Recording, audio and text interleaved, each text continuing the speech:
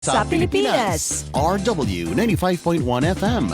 kasapi ng kapisanan ng mga broadcaster ng Pilipinas. Nuka rin ka pa. Kenny na ka. Halika na, RWFM. Joining us, doing a date with the best station. Kenny na ka, radio 95.1. 95.1, Kenny na ka.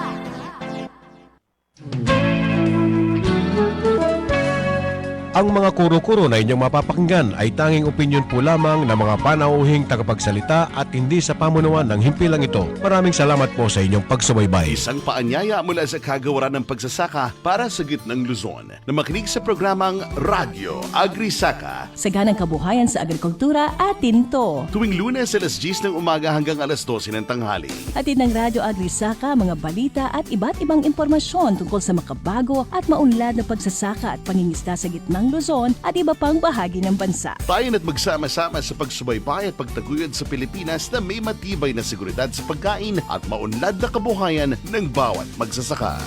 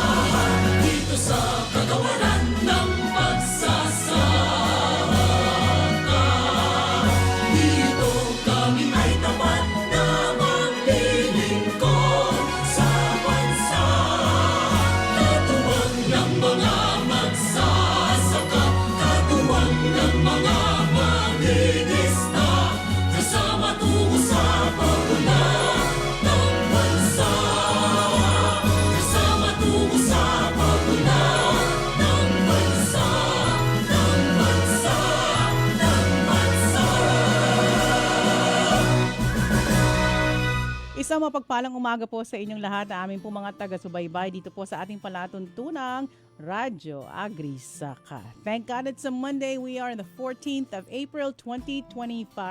Ito po ang inyong lingkod na si Tyra and we're happy to be on a brand new week at kung tutusin po, ngayong linggong ito ay considered Holy Week na po. Nagsimula na po ang mahal na araw today. At kahapon ay although na po ng palaspas na po, Palm Sunday yesterday. So I assume nakapagsimba ang majority po O di kaya baka naman yung iba'y nasa kakatapos lang na Lubao International Balloon and Music Festival. Ang dami naging ganap sa mga nakaraang araw at marami na rin po ang mga nag-undergo ng recognition rites and graduation also. Kaya sa mga parents dyan, sa mga students, congratulations.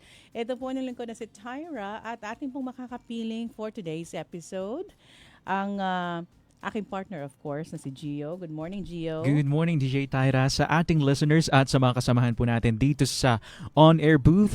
Mga ka-agri, wag po kayo maglilipat ng stasyon. Tumutok hanggang alas 12 ng tanghali at sama-sama tayong matuto dito sa Radyo Agri Saka. Hatid sa inyong Department of Agriculture and of course ng RW 95.1 FM.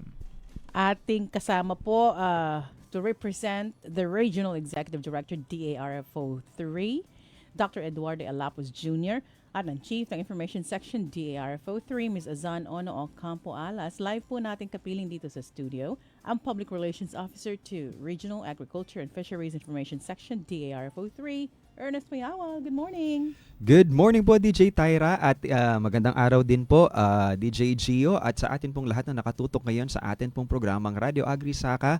Isang masaganang araw po sa inyong lahat. And yun nga po, nabanggit kanina, congratulations po sa lahat po ng magmo-moving up, sa kanilang mga recognition, sa mga mag-graduate dyan. Ito pala, mga mag-graduate ito, no?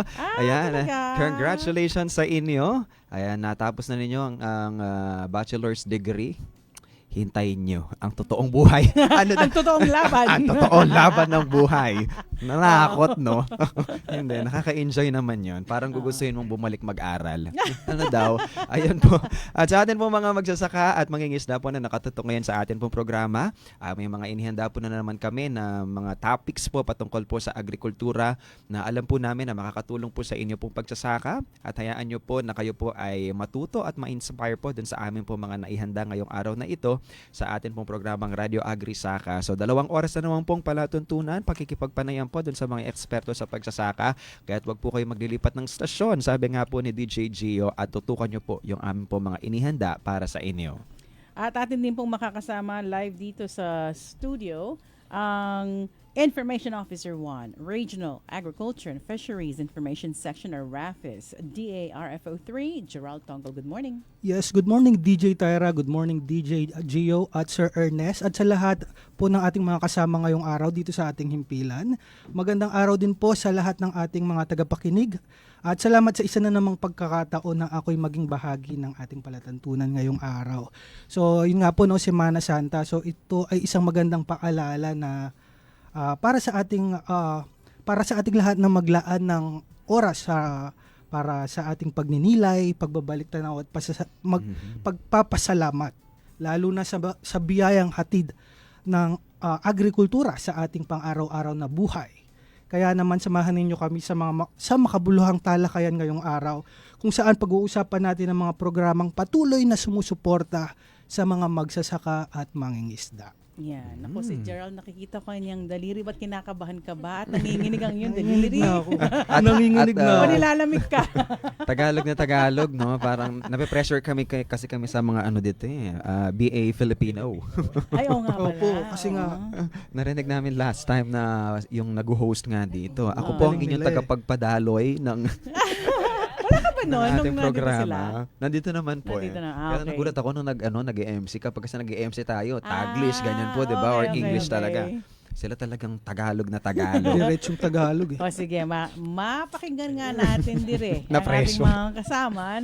Meron po tayong makakapiling na interns mula po sa Central Luzon State University or CLSU taking up Bachelor of Arts in Filipino or BAFIL. Unahin muna natin si Ms. Rona De Leon. Magandang umaga.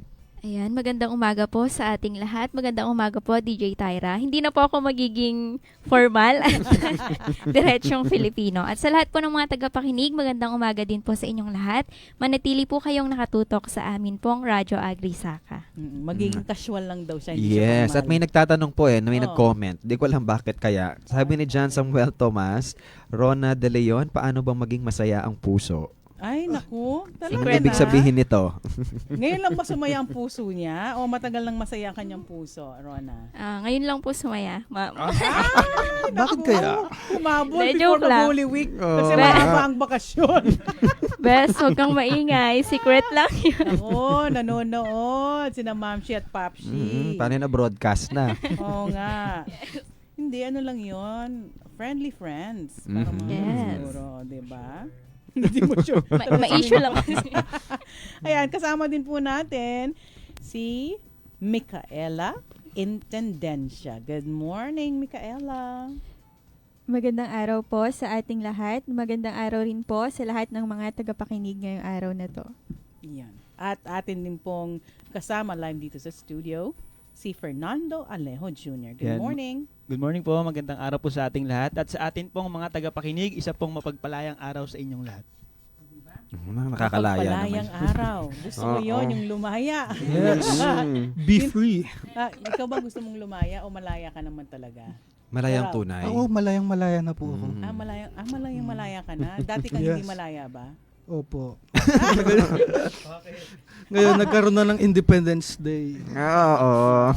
Ang Independence Day will be this coming June 12, tama ba? Pero matagal ka nang nalaya. Yes po.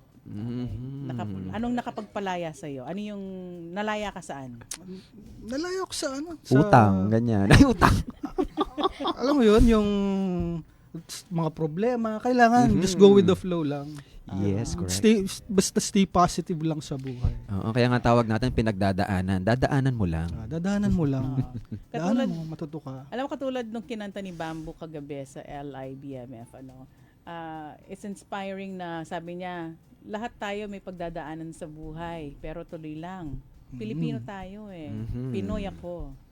'Di ba? Iba ang Pilipino pagdating sa mga pagsubok sa buhay. Diba? At di tayo bibigyan ng Diyos ng pagsubok na beyond what we can bear, sabi nga sa Bible. Yes, it's hindi natin kontrolado 'yan, but we can choose how to react sa mga pagsubok sa buhay. Alam niyo po, isang tip po kasi dyan, oo, we may be experiencing a lot of challenges in life, pero itulog mo lang yan, kinabukasan, it will be a brand new day, and it will really recharge you from all the negativity, tatanggalin yung negativities, kasi kailangan mo lang ipahinga, and then pagising mo, Lord, thank you, and it's another day for you to face the world, and do something that you could probably do to address whatever concern that you have. Diba? At hindi nagiging maganda ang kwento ng buhay kung walang problema. Diba? Totoo yun. Boring. Parang sa movie, sa movie ang nagpapaganda kapag nagkakaroon na ng conflict, 'di ba? Yes. At kung paano babalik dun sa maayos. Yun.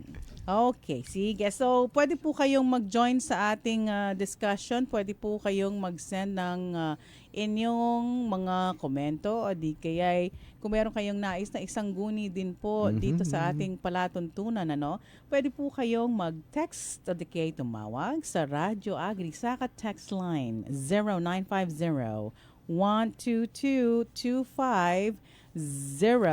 0950-122-2505. Agri-Saka. Good news! Formal nang binuksan nitong Abril 8 ng Department of Agriculture ang bagong vaccine unit sa Center for Transboundary Animal Diseases o CENTRAD. Ang makabagong pasilidad na ito ay nakatuon sa paggawa ng bakuna para sa mga hayop laban sa nakakahawang sakit gaya ng African swine fever, foot and mouth disease at avian influenza. Ayon sa DA, malaking banta ang mga naturang sakit sa industriya ng baboy at manok sa bansa, pati na rin sa ating pambansang seguridad sa pagkain. Naglaan ng 151 million pesos ang kagawaran para sa 3 taong programa sa pagdevelop ng bakuna, kabilang dito ang pagbili ng kauna-unahang Biosafety Level 3 laboratory ng pamahalaan. Sa ganitong klase ng laboratorio, maaaring magsagawa ng pananaliksik sa mga mikrobyong maaaring magdulot ng malubha o nakamamatay na sakit sa pamamagitan ng inhalation. Target ng programa na makapaghatid ng mga prototype na bakuna bago o sa taong 2028. Ipinaliwanag ni Agriculture Secretary Francisco P. Chu Laurel Jr. na bagamat may mga bakuna na sa ibang bansa para sa ASF, AI at FMD, mas epektibo raw ang mga lokal na bakuna na base sa mga strain na umiikot dito sa Pilipinas.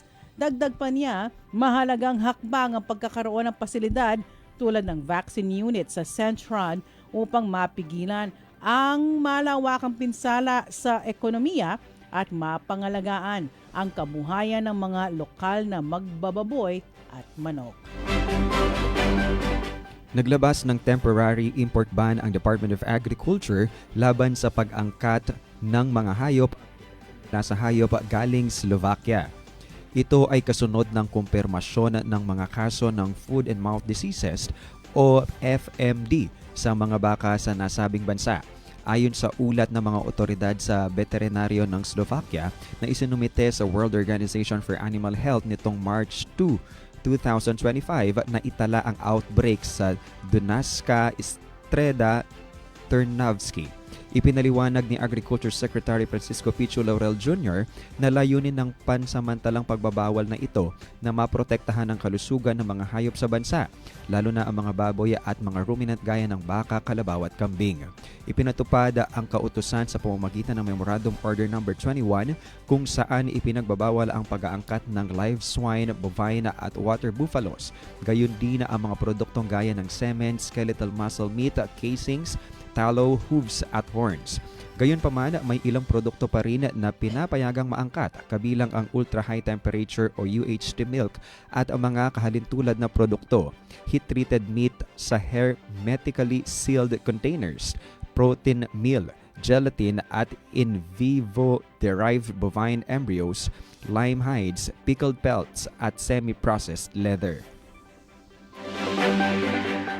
Ipinahayag ni Agriculture Secretary Francisco Pichu Laurel Jr. ang intensyon ng Department of Agriculture na humingi ng suporta mula sa Central Bank at sa Department of Foreign Affairs o DFA para sa kanilang muling pagsisikap na buhayin at palakasin ang industriya ng abaka sa bansa. Ang abaka na kilala sa buong mundo bilang Manila hemp ay katutubang tanim sa Pilipinas. Noong 2023, tinatayang 86% ng pandaigdigang supply ng abaka ay nagmula sa ating bansa. Mula 2014 hanggang 2023, umabot sa humigit kumulang $139.2 million kada taon ang kita sa export ng abaka, kung saan 82% ito ay mula sa mga produktong gawa tulad ng pulp at 18% mula sa raw fiber. Ayon kay Secretary Chu Laurel, hihilingin ng DA sa Bangko Sentral ng Pilipinas na muling pag-isipan ng desisyong alisin ang abaka fiber sa paggawa ng pera ng bansa dahil sa epekto nito sa milyong-milyong Pilipino na umaasa sa abaka bilang kabuhayan. Dagdag pa niya, hihikayatin din ng DFA na gamitin ang abaka fiber sa paggawa ng mga pasaporte at isusulong ang paggamit nito sa iba pang opisyal na dokumento ng pamahalaan. Sa kasalukuyan, may higit 120,000 na magsasaka ang umaasa sa abaka, ngunit ang kanilang tinatayang taunang kita ay mas mababa pa sa 40,000 pesos. Kaya't mahalaga ang suporta mula sa pamahalaan upang maihaahon sila sa kahirapan.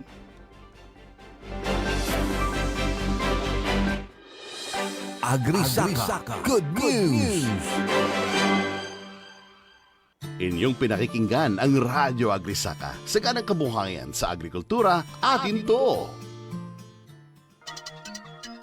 Increase your market share and revenues with Bitstop Network Services, where we help you lower your cost of acquiring new clients. With BNS, you can deploy tried and tested strategies that leverage the power of the internet that is proven to work for businesses like yours.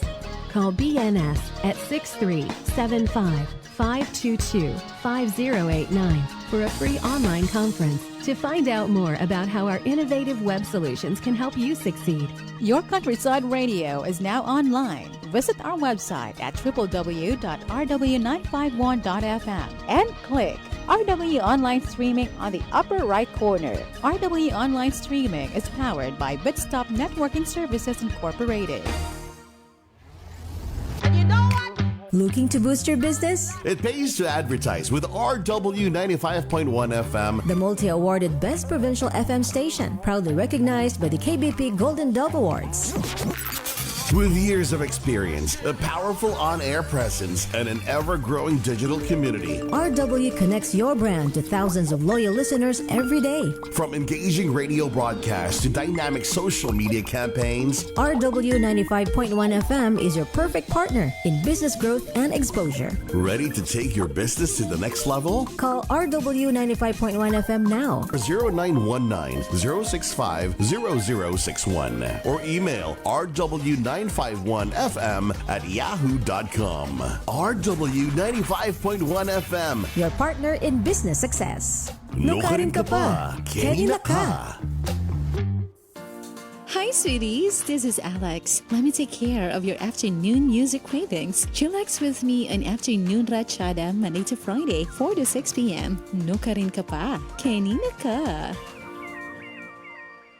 Ito po ang Radyo Agri Saka, saganang kabuhayan sa agrikultura, atin to.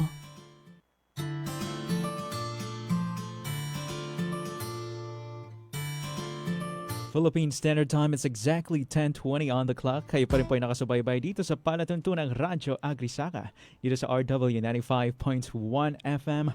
Usapang agrikultura po tayo. Kung meron kayong hinaing o nais itanong, maaari niyong idulog ito sa Agri Saka text line sa 0950-122-2505. Ako pa rin po ang inyong lingkod na si Gio. Kasama po natin on air ang mga katuwang natin from Department of Agriculture Region 3, sina Sir Ernest Payawal, Sir Gerald Tonggol, at ang mga kasama natin na interns from CLSU taking Bachelor of Arts in Filipino, sina Rona De Leon, Fernando Alejo Jr. at si Micaela Intendencia. Okay, for our next segment, okay, before we move forward, Pwede may sigawan muna. Okay, sigawan mo na, Sir Ernest. Sigawan lang po namin or shout out po kay Jenica Dizon. Kaano-ano nyo to? Classmate nyo? Yes. Ayan, hello. Magandang umaga po kay Madam Jenica Dizon. Kaano-ano po si Riza? Riza May Dizon. Sige po. Okay, into our next segment. Dagdag kaalaman sa kabukiran.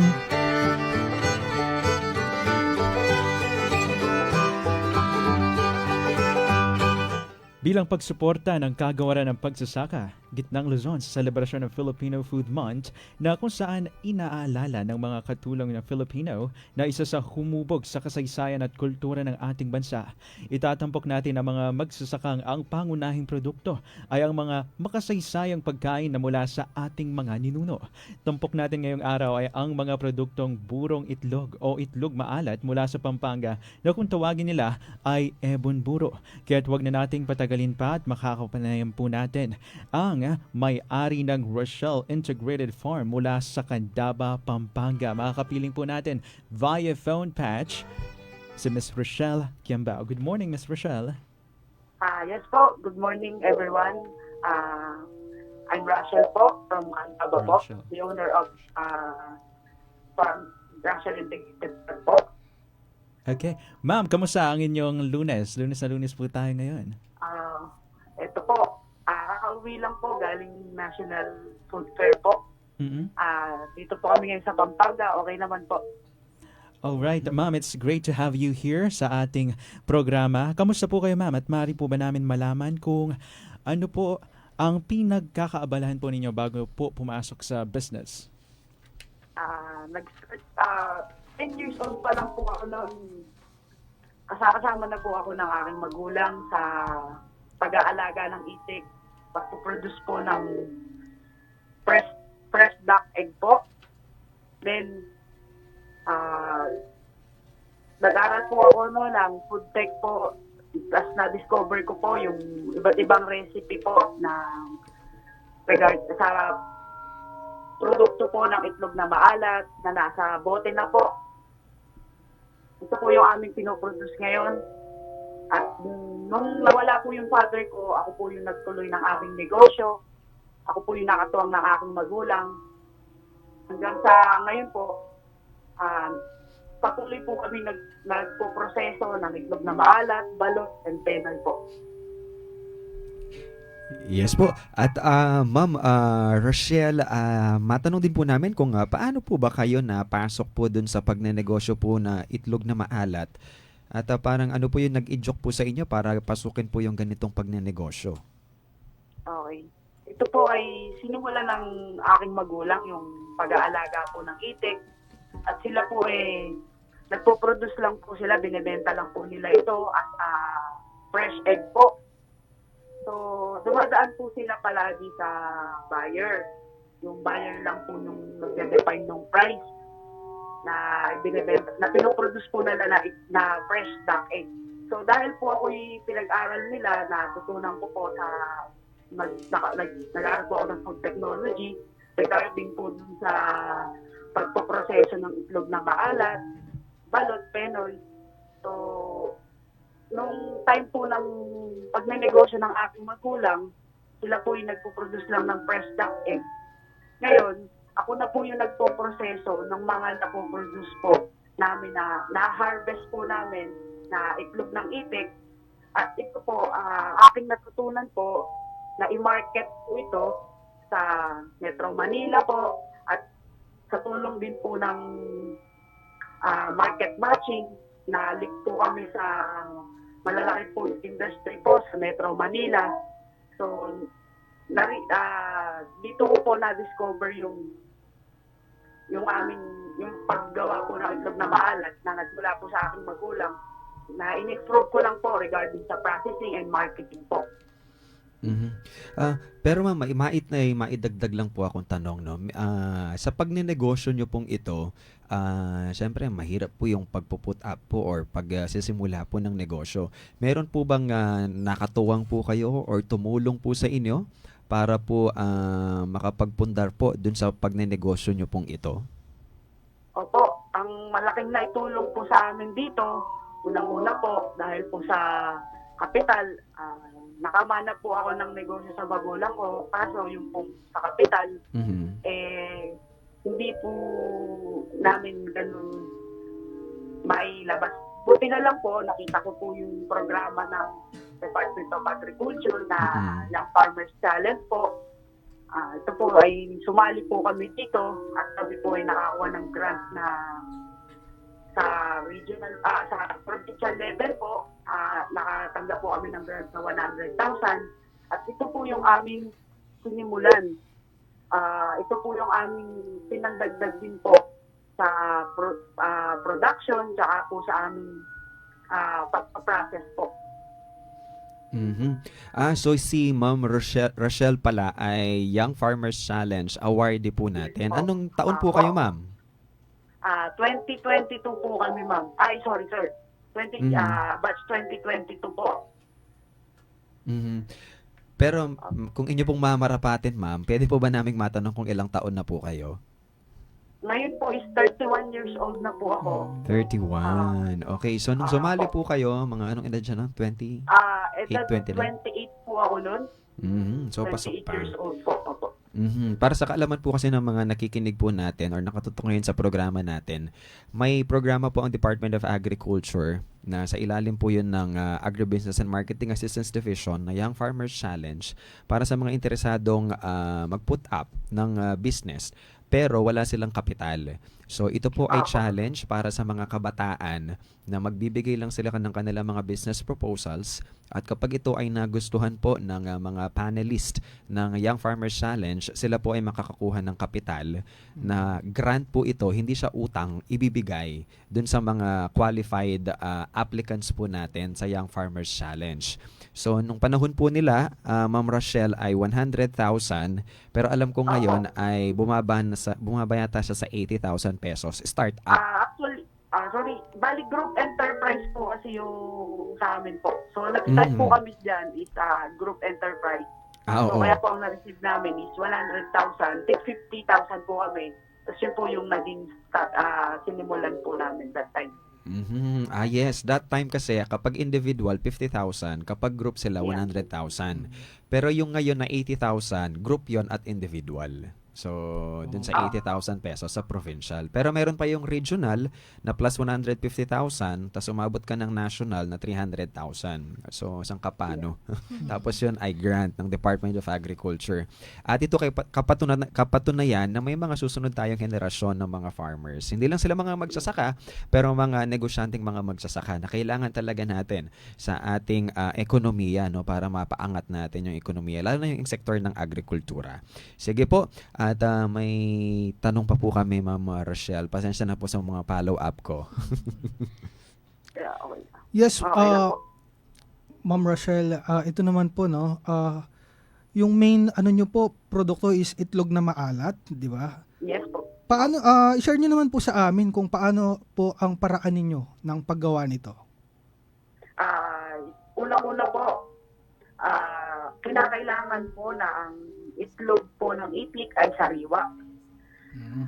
So, pagka-harvest po nito sa aming farm, ito po ay didiretso sa aming, kung tawagin po kasi namin dito, tubog. Itutubog po namin ito sa putik, yung clay na nanggaling sa pulso, tutunawin po namin ito sa pamamagitan po ng tubig at asin. Okay?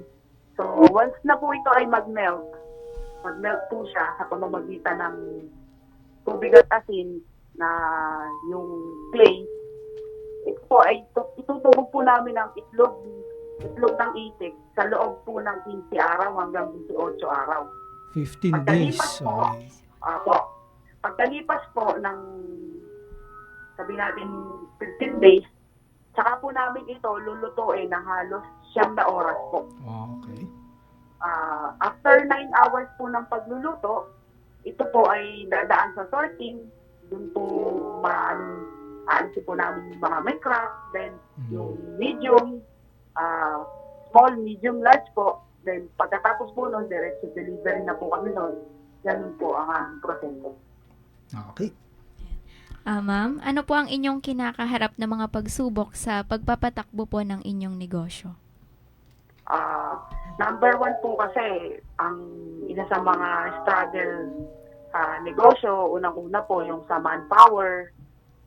Madali pong makahanap ng tao, pero yung taong magmamalasakit sa negosyo, ito po yung medyo mahirap. Pangalawa po, regarding po sa accounting po, sa yung pong retawag na sa mga papers, sa mga pag-aayos po, na unang-una po kasi di po may iwasan na may mga makikilala po malalaking food industry. So, isa sa mga kinakailangan po namin ma-achieve ngayon is yung hinahanap nilang mga papers sa amin. Kasi gaya po ng 7-Eleven, matagal na po sila naghahanap ng supplier ng balot saka apenoy. Kaso masyado pong mataas yung kanilang volume, unang-una. Gusto naman po namin silang masupplyan sapagkat yung aming, saka po ang hinahanap po nila sa amin ay yung product specs. Kasalukuyan na po namin ngayong inaayos po. Tapos po yung nutrition packs ng aming itlog. Pero ngayon din po, inaayos na po namin yung pangalawa sa pangatlo naman po, ang struggle po sa business, yung sa, siguro po yung sa manpower, minsan hindi may iwasan na kasi may mga tao na pagkakatiwalaan. So, minsan, yun nga po, may mga nawawala or nagkukulang po sa inventory. So, minsan, nagsa-short, ganon. So, yun po yung sa mga struggle sa manpower po, saka po yung requirements regarding po dun sa, para po makapag-supply sa mga malalaking food industry po. Ma'am, sa mga nagnanais po na pumasok sa ganitong pagninegosyo, ano po ang inyong maaaring ibahagi ng mga tips? Sa mga kagaya ko po na kabataan na gustong magnegosyo, ang itlog po kasi very marketable po talaga siya. Ito po yung parang maliit na puhunan, pero sa merkado hindi mo na kailangan ipaliwanag, hindi mo na kailangan marketable siya, mabilis yung balik ng puhunan. Kaso yun lang po talaga, kailangan masipag po talaga kasi wala po siyang pinipiling oras dahil po ang alaga namin ay may buhay. Obligado po na talagang alagaan po sila, talagang yung pagpupursige po sa negosyo, talagang tututukan po talaga. Kaya kung halimbawa kahit po ano man po yung profession sa buhay, ito po pwede po siyang maging other source of income. Mahalaga ang kagandahan po kasi dito, araw-araw po merong kagaya ng itik, araw-araw merong harvest. Yung pag gising mo sa umaga, meron ka ng itlog na ma-harvest. Araw-araw po yung pasok ng income po. Sa merkado po kasi, ang itlog na maalat, sila lang po talaga. Marami po talaga yung, lalo na po sa NCR, sa Metro Manila, ang itlog na maalat po ay isa sa number 1 best product po talaga. Ma'am, sa pag-uumpisa po ng ganitong negosyo, ilan o magkano po ang kinakailangang kapital para po rito? Kung pagka po halimbawa, sa pagsisimula po kasi ng pag-aalaga ng itik, kung magsisimula po sila sa magpapaitlog ng itik, ang isang itik po kasi ngayon ay nagkakahalaga na ng 300 pesos per head. Kung halimbawa sa 100 peraso, so meron pong mga around 1,000 heads of ducks, mga 300,000 po ang magiging puhunan. Pero ito po, halos sa loob lang po ng 12 buwan, 12 months po, kaya po niyang doblihin yung pinuhunan. Basta po matutunan lang po kumbaga yung sa proseso po na diretso po siya sa market. Hindi po siya, kumbaga hindi ka nadadaan sa middleman.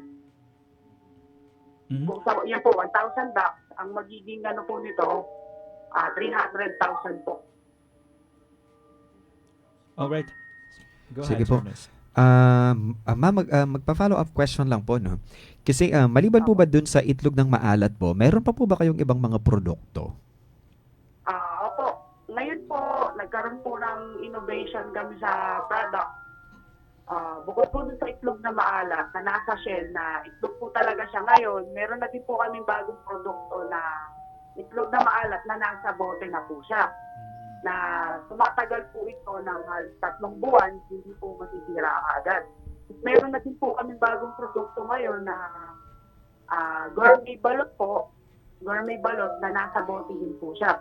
Na meron na po siyang sa loob ng bote. Ito po ay pinag-aralan po namin yung recipe na kasalukuyang pinapatest na din po namin sa DOST para po magkaroon siya ng product sa pinapa-analysis po namin aming produkto. Alam ko po ma'am, or kung hindi, tinigil niyo na po ba yung kasi di ba before po, nung pinatikim niyo po sa amin yung inyong fried itik. Yes po. Kaso yung seasonal po kasi yun. Dati po kasi pagka mababa ang presyo ng calf sa lugar po namin, doon lang po ang nagkakaki ng itik. Pero kung pagka magaya po yan, yung seasonal to medyo mataas, hindi po kami nag-produce po ng fried itik po. Sige po. So yung mga product nyo lang po ngayon, yung buro na nasa shell, yung bottled na nakaburo, ay naburo din. Tama po ba? Yun, ang tawag natin doon, buro na binuro. Ganun po, no? Hindi po. Ano po siya? Puree salted egg yolks po. Ang nakalagay po kasi doon, yung mismo, yung yolks na lang po mismo. Puree po. Puree po siya. Pwede yan sa no? Doon sa mga ginagawa nilang chicken buffalo. Yung ganun ba? Di ba may Opo. Yan po, ito po ngayon yung ginagamit nilang pang-flavor sa mga shrimp, pasta, sa mga chicken. Kasi marami na mga pagkain ngayon na hinahaluan nila ng itlog ng maalat Yes no? po. Yung mga salted egg lover po na nalagay nila sa pasta. Pero actually, yung ginagawa ko po, sir, pwede po siyang gawing dessert, pwede rin po siya ipalaman sa tinapay. Mhm. Okay, sige po. At in terms naman po din sa market, yan. Mas mabenta po ba, saan mas mabenta po kapag itlog ng maalat? Like kapag sa Quezon City po ba or sa Metro Manila talagang dinadayo pa ito or talagang binibili? Ang number one market po kasi namin ngayon is yung mga high-end na gaya po kasi sa BGC, nagkaroon po kami ng physical store dito sa Globe Tower po. Tapos po, meron po kami sa Taguig, Pasay, Makati, Quezon City. Lahat po ng Department of Agriculture, na-assist po kami sa market. At ngayon po, tinutulungan na din po kami ngayon ng DSWD regarding po dito sa walang gutong program. Magtitinda po kami sa isang company or office at sa mga condo at sa BGC. Nililid po nila kami. Tapos yung 5% of my gross sales, ito po yung dinodonate namin sa kanilang foundation na walang gutong program. So actually kahit saan naman po kasi dalhin ang produkto is very marketable dahil po sa Metro Manila, sawa na daw po sila sa mga fast food. So yung produkto po kasi namin medyo may pagkakaiba kumpara sa mga nabibili sa mga palengke dahil po yung sa amin po kasi dumadaan po siya sa pinapatest po talaga namin kung paano yung right standard na nire-required po ng FDA and DOST po. Kaya po yung mga mayayaman talagang nagpapadeliver po sila sa amin once natikman po nila yung aming produkto, talaga pong hinahanap po nila. Kakaiba daw po sa mga nabibili sa ibang market po, gaya ng palengke or mall. Ganun po. Ibig sabihin, ma'am, so nagmamahal din po yung inyong mga produkto kasi lalo na kung ang binibentahan nyo mga middle class or mga first class. Pero kasi hindi po kami, may price ceiling po kasi ang Kadiwa kung magkano lang po yung lumalakad. Kaya po sa 3-450 pesos lang po ang benta namin na nag-salted egg. At saka kagaya po kahapon, sorry po. Sige po. Kagaya po kasi kahapon, nasa National Food Fair po tayo dahil SM Mega Mall po ito. Yung mga ibang kasamahan po namin na exhibitors ng DTI, ang benta po nila ng salted egg is 25, 20. Dahil po ako ang benta ko lang 3-450, 17 pesos each. Ayun, mas na, dahil po ang BA po, Kadiwa, may price ceiling po sila Kung magkano po yung ibigay nilang price, yun lang po yung sinusunod namin. Kaya po, mas mabili pa din po yung sa amin dahil nakikita po nila na mas mura po. Pero may kalidad. Ayun, yun naman yan Sige po. Interesting. Interesado tuloy ako na matikman yung mga produkto ni Ma'am Rochelle. And as she said kanina, Miss Rochelle, nakapag-food caravan, tama ba yung term na nakapag-food caravan po kaya outside Central Luzon? Like sa BGC, Makati, how well po na receive ng mga taga Manila yung produkto nyo? At ano po yung pinakamabenta na produkto po ninyo sa kanila? Number one bestseller po talaga namin is yung salted egg, tsaka po yung, ayun po, pangalawa po yung balot. Okay, saan po maaaring kontakin kayo para sa mga interesadong bumili ng inyong mga produkto? Una-una po, dito po sa around Pampanga po. Meron po kami physical store dito sa Angeles, Ayala Marti Mall, level 2. Tapat po siya ng shoe salon. Meron po kaming physical store dito. Open po ito ng 10 a.m. to 9 p.m. Tapos, pwede nyo rin po kayong mag-visit sa aming FB page na Rachel Integrated Farm po. Pwede po kayo ditong mag-order, pwede ko po siyang ipalalamove papunta sa inyo. Sa gawing NCR naman po, meron po kaming physical store dito po sa BGC, sa Globe Tower. Kung sakali man po na gusto nyo pong mag-avail ng aming produkto along NCR, nagdi-deliver din naman po kami through lalamove with minimum orders na lang po. At before we wrap up itong interview, Sir Ernest, baka may follow-up question pa po?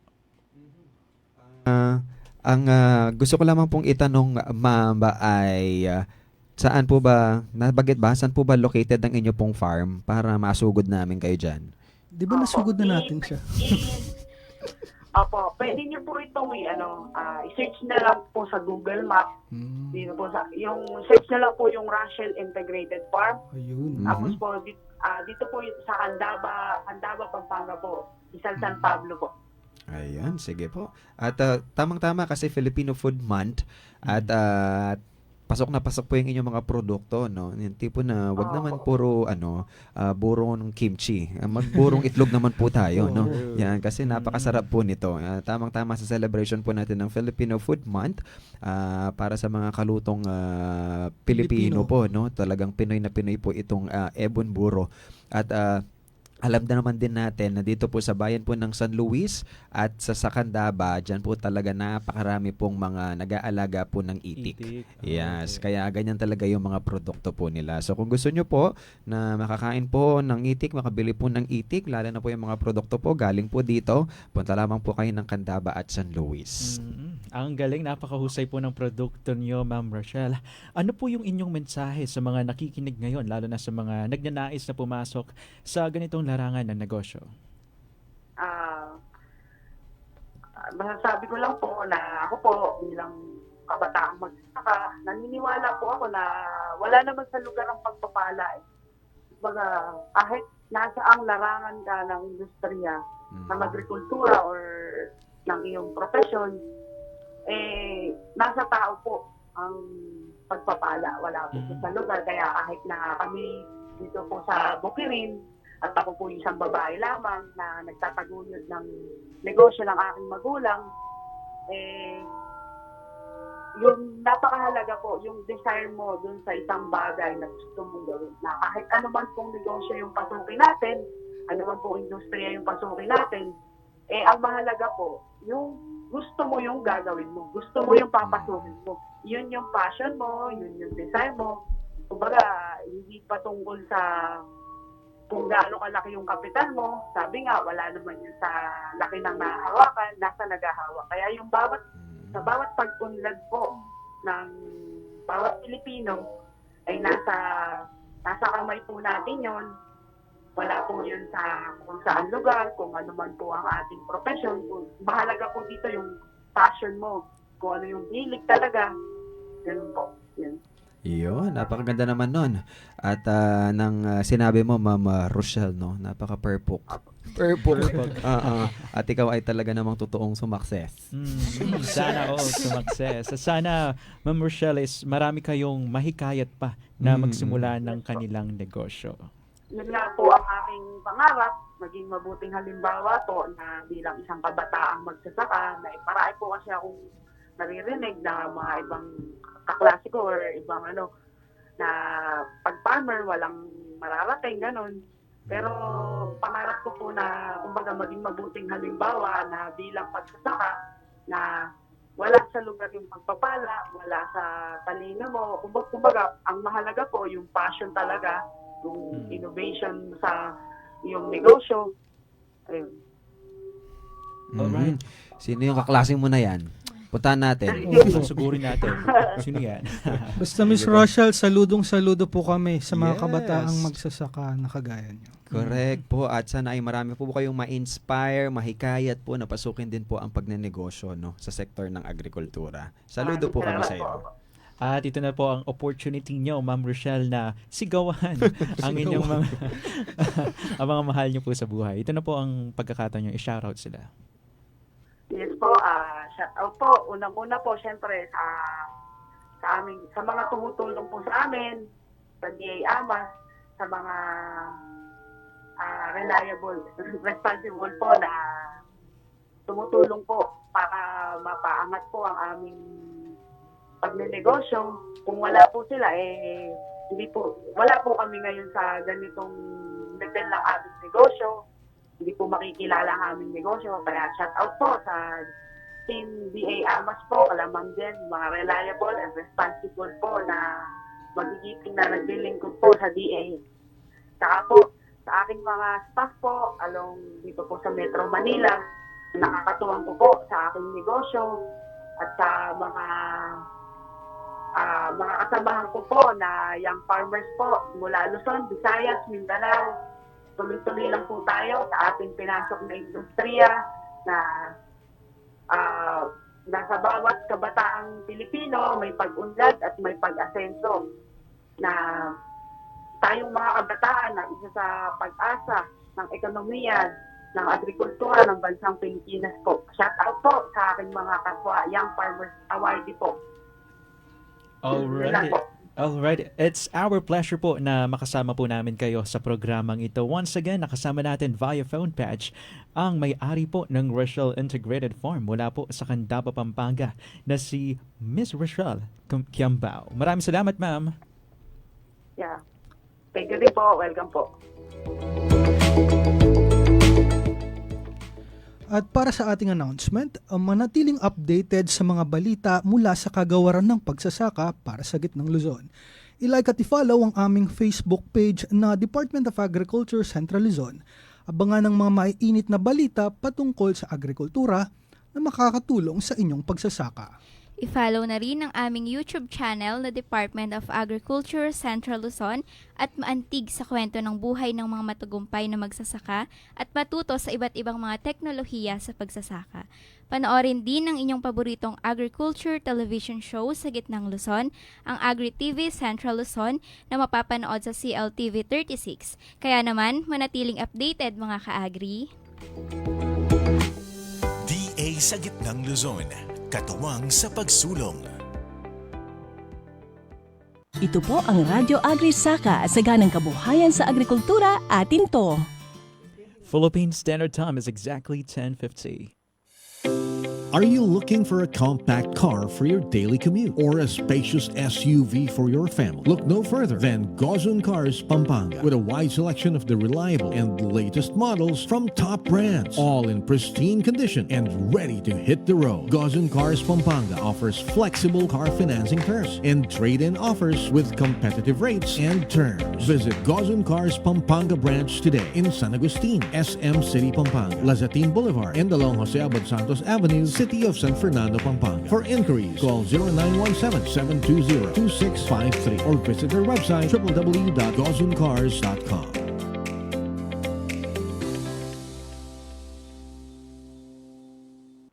Good news, Kabalen! Your favorite Grumpy Joe in Baguio City is now in the heart of City of San Fernando, Pampanga. Come and try Grumpy Joe's famous 5 cheese and Grumpy Joe special pizza, signature lasagna, spicy seafood pesto pasta, April's Greek salad, Grumpy Joe fried chicken, pork ribs, burgers, refreshing drinks, and many more. Also accepting advance orders for takeout. Call 0999-955-7192. So, what are you waiting for? Head on to Grumpy Joe Pampanga, located at MacArthur Highway, Barangay San Agustin, City of San Fernando, Pampanga, in front of Walter Mart. Open daily from 10 in the morning till 9 in the evening. Now available on Grab Food Delivery. See you there!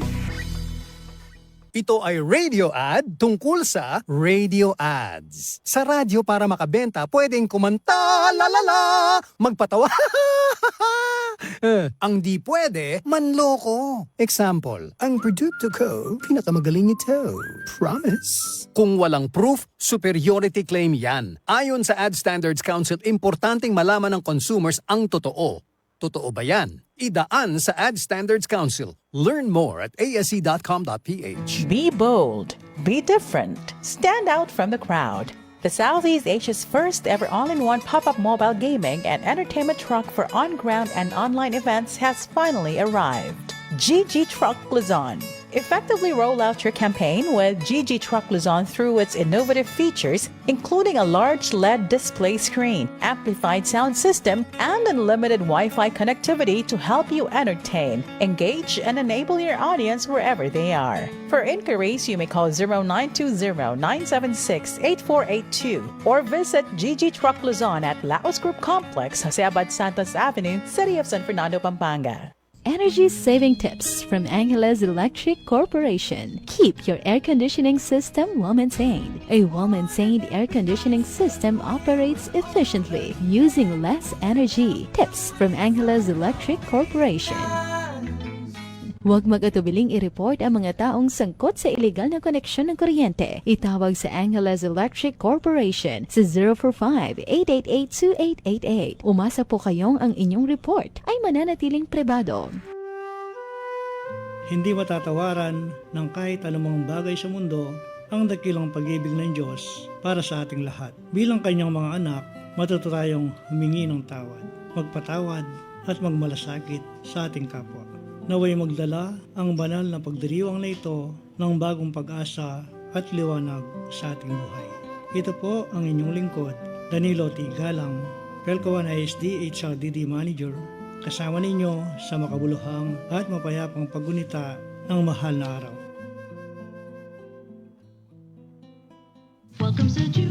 Summer's heating up. Treat yourself to great deals at Pure Gold Duty Free's Summer Sale. May 14 to 18. Enjoy special discounts, exclusive offers, and bundles on your favorite imported goods, snacks, beverages, and more. Whether you're stocking up for a trip or bringing home pasalubong, great savings await you. Shop at Pure Gold Duty Free Clark and Subic and make the most of your summer shopping. See you there! As per DTI Fair Trade Permit Number R3-024 Series of 2025. Sa oras ng pangangailangan ng kahit anong brand ng baterya ng sasakyan, kailanman, saan man sa Pampanga, kabalin. Battery Hub Pampanga ang iyong maasahan. Free delivery, free installation at walang hidden charges. Para sa kanilang serbisyo, bumisita sa Battery Hub Pampanga beside San Agustin Church o sa Angeles City, Mexico and Bataan branches. You may also check Battery Hub Pampanga FB page or visit www.batteryhubpampanga.com. Basta baterya, Battery Hub Pampanga.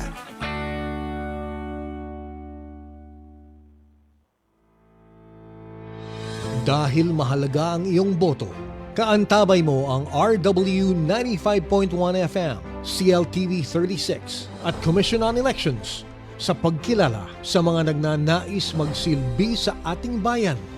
Abangan at tutukan ang paglalahad. Lunes, Martes, Huwebes at Biyernes, alas 4 hanggang alas 5 ng hapon. Mapapakinggan sa RW 95.1 FM at sa bayang mapapanood live sa CLTV 36. Masusubaybayan din sa Facebook page ng Sunstar Pampanga, CLTV 36 at RW 95.1 FM. Ang paglalahad 2025. Nagbabalik ang Radyo Agrisaka, saganang kabuhayan sa agrikultura, atin to. You're still tuned in here on RW 95.1 FM. Ito po ang palatuntunang Radyo Agrisaka, hatid sa inyo ng Department of Agriculture, Region 3. Ako po ang inyong lingkod na si Gio. Kasama po natin live dito sa studio ang mga katuwang natin from Department of Agriculture, sina Sir Ernest, Sir Gerald, at ang mga interns po natin sina Rona, Fernando, at Micaela. Usapang agrikultura pa rin po tayo. Kung may nais kayong idulog, ayan ay ipadala nyo sa Agrisaka text line sa 0950-1222505. Now, next na natin ang susunod na segment. DA PhilRise, usapang palayan sa radyo, kinig na! Mahal na araw na. Nakaani na ba kayo mga kapalay? Naipahinga na ba ang inyong lupa ng 30 days? Bago pa man ang anihan sa ilang mga lugar ay nakapagsimula na sa pamamahagi ng libreng certified inbred seeds ang Rice Competitiveness Enhancement Fund Seed Program sa pangunguna po ng PhilRise. Ang libreng certified inbred seeds ay makatutulong na maging maganda ang ani ng ating mga kapalay. Sumangguni lamang sa inyong city municipal agriculture office sa schedule na pagpapamigay ng binhi sa inyong lugar o kung paano maging bahagi ng programa. Makinig na po sa ating programa sa update tungkol sa pagpapamahagi ng libreng dekalidad na binhi. Kasama natin ngayon ang kapalay po natin na isang Project Development Officer mula sa RCEF Program Management Office ng PhilRise Central Experiment Station. Magandang umaga, Engineer Lorenzo Lopez. Kamusta po kayo? Magandang umaga po sa ating at of course sa ating tagapakinig po ngayong tanghali at so far po dito naman sa amin sa PhilRise ay maganda naman po ang panahon. It's nice to have you po here. Engineer, ano po yung nickname nyo Sir. Sir, you can call me Enzo na lang po for short. Enzo. Engineer Enzo. Nagsimula na po ang RCEF 2.0. Ano po ba, o 2.0? Ano po ba ang mga bagong guidelines sa RCEF Seed Program? Ilan po ang magiging budget ng RCEF Seeds kada taon? Engineer? Naririnig niyo po ba kami? Go ahead po. Ayun sir, actually, yun nga po, kakatapos ng ating phase 1 for the past, itong 6 na taon po. So far ay, in general sa amin kasi program ay maganda naman po yung resulta ng ating implementation lalo sa ating mga farmers. At last December nga po ay inalagdag po ng ating presidente yung official po na extension nga ng ating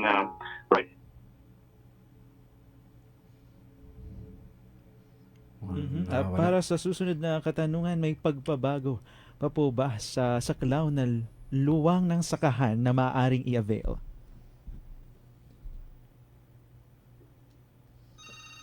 Hello, engineer. Ayun, binitawan niya. Ako. Parang hindi pa tapos magsalita si engineer kanina eh. Naputol. Oo, naputol siya. Kaya, yun. So, mamaya itatanong po natin, no? Kasi alam ko po ay nagkaroon ng pagbabago doon sa ilang mga guidelines doon sa RCEF 2.0, no? Na kung dati mangilan lang po yung mga tatanggap nila, baka ngayon ay may mga pagbabago po na mamaya po ay malalaman po natin. Abangan po natin yan at itatry po natin kontakin ulit siya. So hindi natin nahayaan na din na po natin siya makakausap. Marami pa siyang pwedeng maibahagi sa atin, Yes, especially makakatulong to sa lahat ng mga inspired sa pagdating sa agrikultura. Actually, itong RCEF na ito ay isa itong magandang tulong na binibigay natin dun sa mga magsasaka dahil nakakapagbawas na rin ito dun sa kanilang mga nagiging gasto sa sakahan. Kasi nabibigyan natin sila ng mga libreng binhi at hindi lang basta binhi, bagkus ito ay mga talagang certified seeds na maitatanim nila at magagamit nila. Magkano ang persako, no? At ito ay binibigay po ng libre ng Department of Agriculture sa ilalim po ng PhilRice. Ayan. Kasama na po natin muli si Engineer Lorenzo Lopez at naputol po tayo dun sa diskusyon about sa ilan po ang magiging budget ng RCEF Seeds kada taon.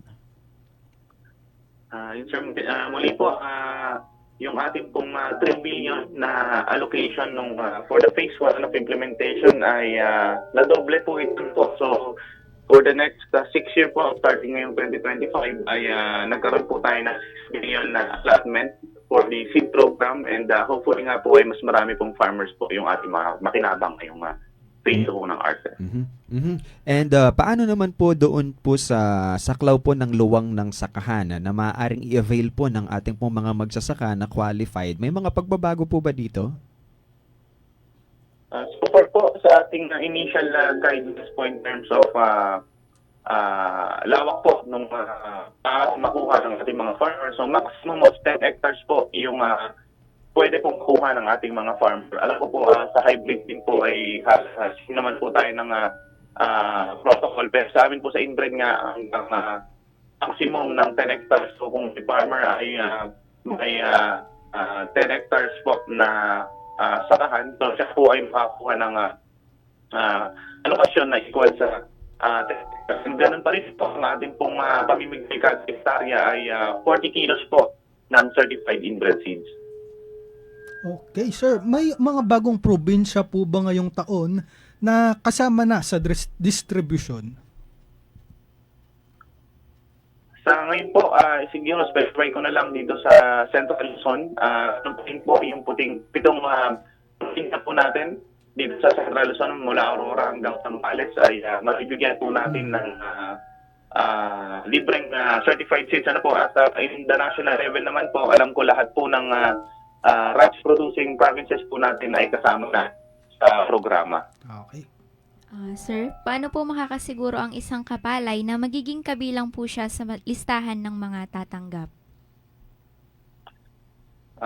Patuloy po natin pinapaalalahanan po yung ating mga farmers, lalo na po yung mga bagong enroll lang sa ating RSBSA o yung ating Registry System for Basic Sectors in Agriculture na patuloy po na nakakabit lang yung mga nagpabago ng layout or bago din ownership ng kanilang mga parsela. Ano po, specific sa Patay ay pakipugnayan po sa kanilang mga city and municipal local government units para makahan po nila kung sila nga ba ay makakatanggap ngayong parte po na wet season. At yun nga po, hindi lamang sa binhi kundi sa iba pong ayuda po ng DA, dito nga po siya nakakibat sa ating RSBSA. Engineer, bukod po sa libreng binhi, ano pa pong suporta ang kalakip ng programa? So sa atin po ngayong phase 2, again, ganun din po, majority pa rin po ng aming activity ay kanina nga nabanggit ko yung ating pong pamimigay ng libreng certified seeds ay ito po kasi ay ay 90% po ng budget po ng seed program ay talagang naka-focus sa pamimigay ng free certified seeds. So for this phase 2 po, meron po tayong mas bagong programa pa rin at of course improve natin for phase 2. So simulan po po doon sa ating palasikatan or yung aming technology demonstration. Ang tip lang po nito from our previous implementation, natin po ay individual farmers, aming farmer cooperators dito sa palasikatan namin o yung aming techno-demo.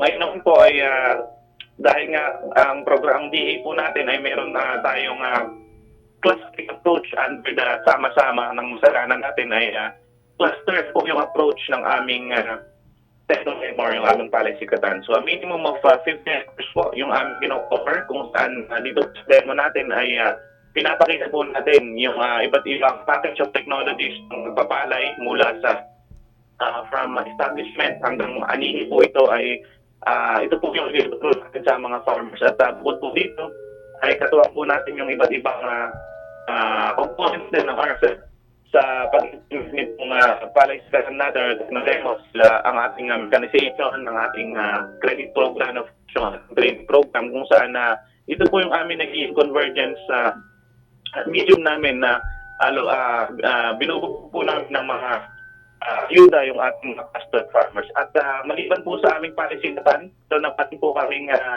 development of fertilizer recommendations under the RCEP covered provinces. So dito naman po, nabanggit ko nga kanina, ang ating po kasing programa ay nakafocus lamang sa pamimigay po ng binhi. So separate program po yung ating National Rice Program na may kakibat po na pataba yung ating mga binibigay na binhi. So sa amin po, since ang dato sa amin ay mamigay lamang ng binhi, nagkaroon po ng initiative yung aming opisina na magkaroon po tayo ng development ng fertilizer recommendations para naman po sa mga farmer. Para naman po itong mga recommendation na ito ay magamit nila every season kung saan malalaman po nila kung ano yung tamang elemento, gaano kadaming pataba at yung tamang timing po ng pamimigay nila ng binhi. At of course, ito po ang aming fertilizer recommendation na ito ay resulta po ng aming -1 element technique. At ito po yung pinaka latest po sa aming phase 2, yung aming pong variety field trial. Dito naman po ay ini-aim ng project po na to na makapag-introduce po at makapag-promote ng mga bagong varieties natin. So kung mapapansin po natin for the last 6 years under phase 1, ay ang pinapamigay po natin is yung mga common natin like the 222, 480. So mga 200 series actually hanggang 500 series po ay nasa na gagamit na po ng ating mga farmers. So under the variety field trials po, we are aiming that from 2027 onwards ay makapag-introduce na po tayo ng mga 600 series at 700 series po na varieties para naman po magamit po ng mga farmer natin yung mga bagong varieties po na available ngayon. Sige po, at bago po tayo magpatuloy, gusto ko lamang pong batiin, no? Kasi nakatutok po ngayon sa atin ang dati po nating boss sa Operations Division po na si Sir Benjamin Baltazar. Hello po, Hello Sir po. Benji. Kamusta na po? At shoutout din po kay Sir Rafael Gramonte on their way to Pelco 1, Mexico from Advent Alliance Events. Hello po sa inyo at ingat po kayo sa inyong biyahe. Yes, meron din sisigawan si Ferds. Shoutout din po kay Ate Rose na nakatutok sa atin ngayon at kila Katrina, Rolando at Jobert. Hi sa inyo. Ayun. Sige po. Misa lang, no? Oo. Ano po ba yung mga, sir, usually na pinamimigay po natin ng mga variety po ng certified seeds under po dito sa RCEF program? For this season po, siguro i-specify ko na lang dito sa Central Luzon ano po. Yung Yes ating po. pong varieties na maaaring matanggap ng ating mga farmers ay NCCARC 222, NCCARC 534, meron din po tayong 480, 160, 216, and yung ating pong 436. So, hopefully po by 2027, nabanggit ko nga kanina ay may mga bagong varieties na rin po na introductory presentation naman siya na sana ay maipamigay na po natin sa ating mga farmers. Paano nyo po pinipili, sir, yung mga makakatanggap po ng mga varieties na ito? Ang farmer po ba ang pumipili or kayo po na parang nag-i-strategize na kung saan mas lalago or tutubo yung variety? Actually po sir, itong ating mga varieties na pinapamigay, specify ko na lang sa Region 3. Ito po ay nagmula sa ating different workshop po ito na kung saan ang different stakeholders po yung ating talagang hiningan ng preference nila dahil nga, yun nga, binabalanse po kasi natin yung mga preference din kada probinsya. Actually, makikita natin nagbabari yung mga preference like dito sa Bulacan, sa Pampanga, iba rin yung gusto nila kumpara sa Nueva Ecija. Like kay Bulacan, more on doon sila sa good eating quality. So, andyan yung ating 160, 216. And pagdating naman dito sa Nueva Ecija, like Nueva Ecija and Pampanga, gusto dito yung mga high-yielding varieties like the 222, 480, 436. So, ito pong mga binanggit kong varieties ay nagmula po sa ating regional and national workshop kung saan inattendan po ito ng mga different farmer representatives, ang ating mga millers and traders, mga provincial and municipal local government units kung saan binalanse po natin yung talagang allocation po kada probinsya. At of course, yun nga, kinonsider po natin yung target yield po kasi ng RCEF na dapat ay 5 tons pataas po yung ating maging average yield pagkatapos ng ating programa. Yun. Thank you po.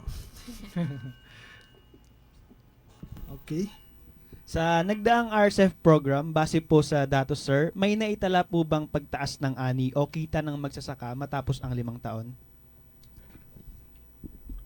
Dito po sa atin sa Central Luzon, very maganda po yung naging resulta ng programa. Although ayun nga po, mix po kasi dito sa atin, hindi lang po yung inbred yung source po ng ating meron din tayong like for Nueva Ecija and Tarlac na talagang hybrid provinces. So talagang sila ay very outstanding in terms of yield So siguro ma-share ko na lang din based sa aming from our last annual reviews ay nakita po namin lalo na dito sa parte ng Bataan, Zambales and Aurora na both season for wet and dry seasons ay may talagang yield increment po na nangyari. So hindi naman natin sinasabi na dahil lang sa paggamit nila ng malaking factor po yung paggamit nila ng certified seeds, but of course andun pa rin po yung management din po ng ating mga farmers through na masasabi natin na natutunan din nila sa mga training ng ating mga, hindi lang dito sa PhilRice, sa ibang agency din and sa mga LGU. And of course, yun din pong application nila ng pataba, malaking tulong din po yun, lalo na po yung mga natatanggap nilang libreng pataba po mula sa DAR po. Engineer Enzo, kailan po nagsimula yung pamamahagi ng binhi na mula po sa RCEF Seed Program? Officially po ay nag-start tayo last March 15 for the wet season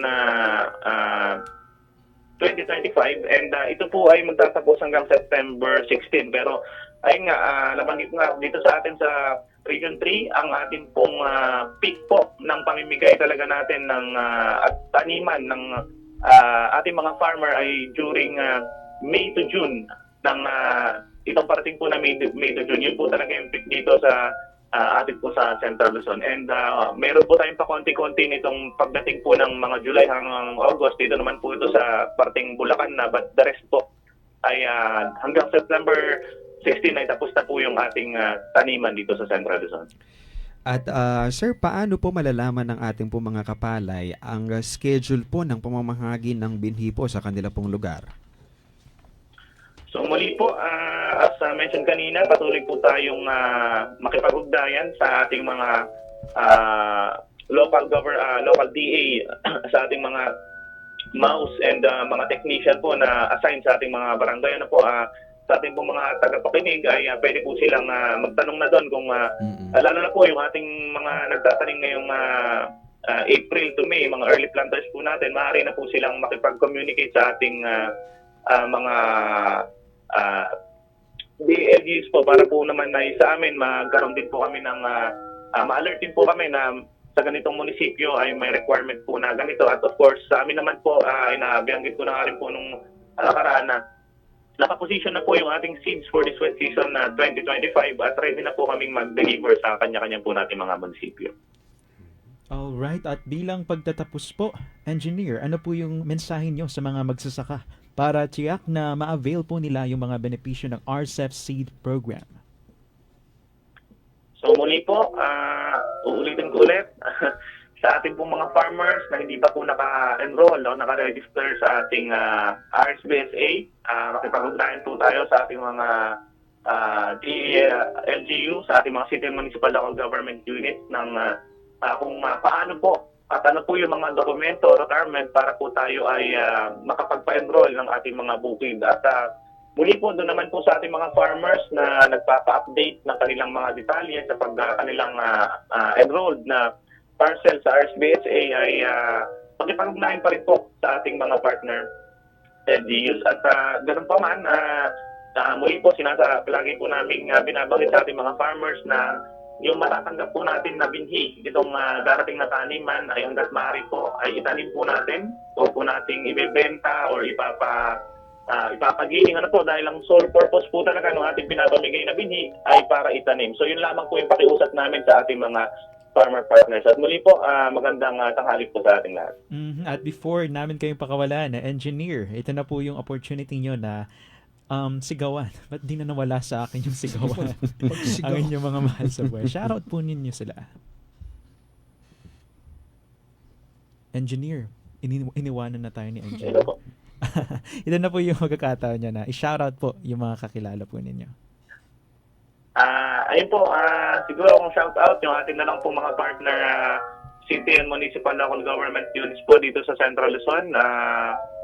Asahan niyo po na itong parating na wet season ay kasama niyo po ang PhilRice na mamahagi po ng ating mga libreng certified seeds sa ating kanya-kanyang munisipyo. Maraming salamat po, Engineer Lorenzo Lopez. Siya po ang Project Development Officer mula sa RCEP Program Management Office ng PhilRice Central Experiment Station. Mabuhay po kayo, Engineer. Maraming salamat po. Okay, at para naman po sa ating announcement, para naman sa may iba pang katanungan tungkol sa pagpapalayan, pwede rin kayong mag-text o tumawag sa PhilRice Tech Center sa bilang 0917-111-7423. Uulitin ko po, maaari po kayong mag-text o tumawag sa PhilRice Tech Center sa bilang 0917-111-7423. Maaari ring i-like at i-follow ang Rice That Matters sa Facebook page ng PhilRice.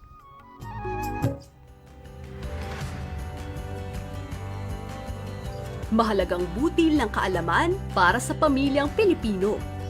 Importante ang vitamin A sa kalusugan at maayos na paglaki ng mga bata.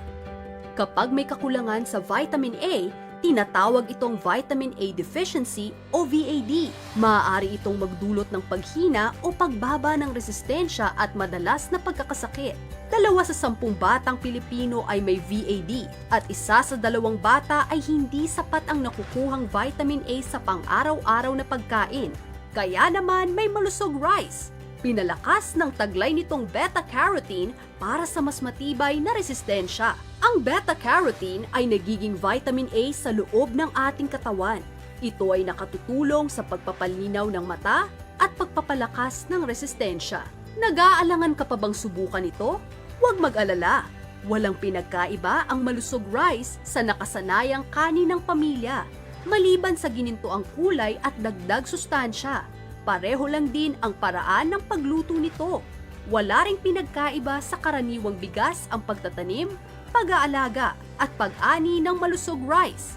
Hindi ito nangangailangan ng karagdagang pest control at hindi rin ito makakaapekto sa kasalukuyang tinatanim ng ating mga magsasaka. Siguradong ligtas ang pagkain ng malusog rice dahil dumaan ito sa masusing pagsusuri ng Philippine Department of Agriculture, Food Standards Australia, New Zealand, Health Canada at United States Food and Drug Administration. Ang pagkain ng malusog rice araw-araw ay magbibigay ng 30 hanggang 50% ng kinakailangang vitamin A para sa mga bata at kababaihang buntis o nagpapasuso. Sa tulong ng tamang nutrisyon, kabilang ang malusog rice, kaya natin ibsan ang kakulangan ng vitamin A sa bawat kabahayang Pilipino para sa mas malakas at malusog na kabataan. Malusog rice, bawat butil puno ng sustansya. DA PhilRice, usapang palayan sa radyo, kinig na! Ito po ang Radyo Agri-Saka, saganang kabuhayan sa agrikultura, atin to. Philippine Standard Time is exactly 11:19.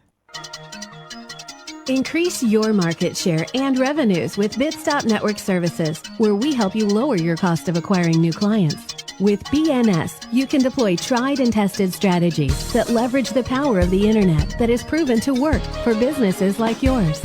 Call BNS at 6375-522-5089 for a free online conference to find out more about how our innovative web solutions can help you succeed. Your Countryside Radio is now online. Visit our website at www.rw951.fm and click RW Online Streaming on the upper right corner. RW Online Streaming is powered by Bitstop Networking Services Incorporated.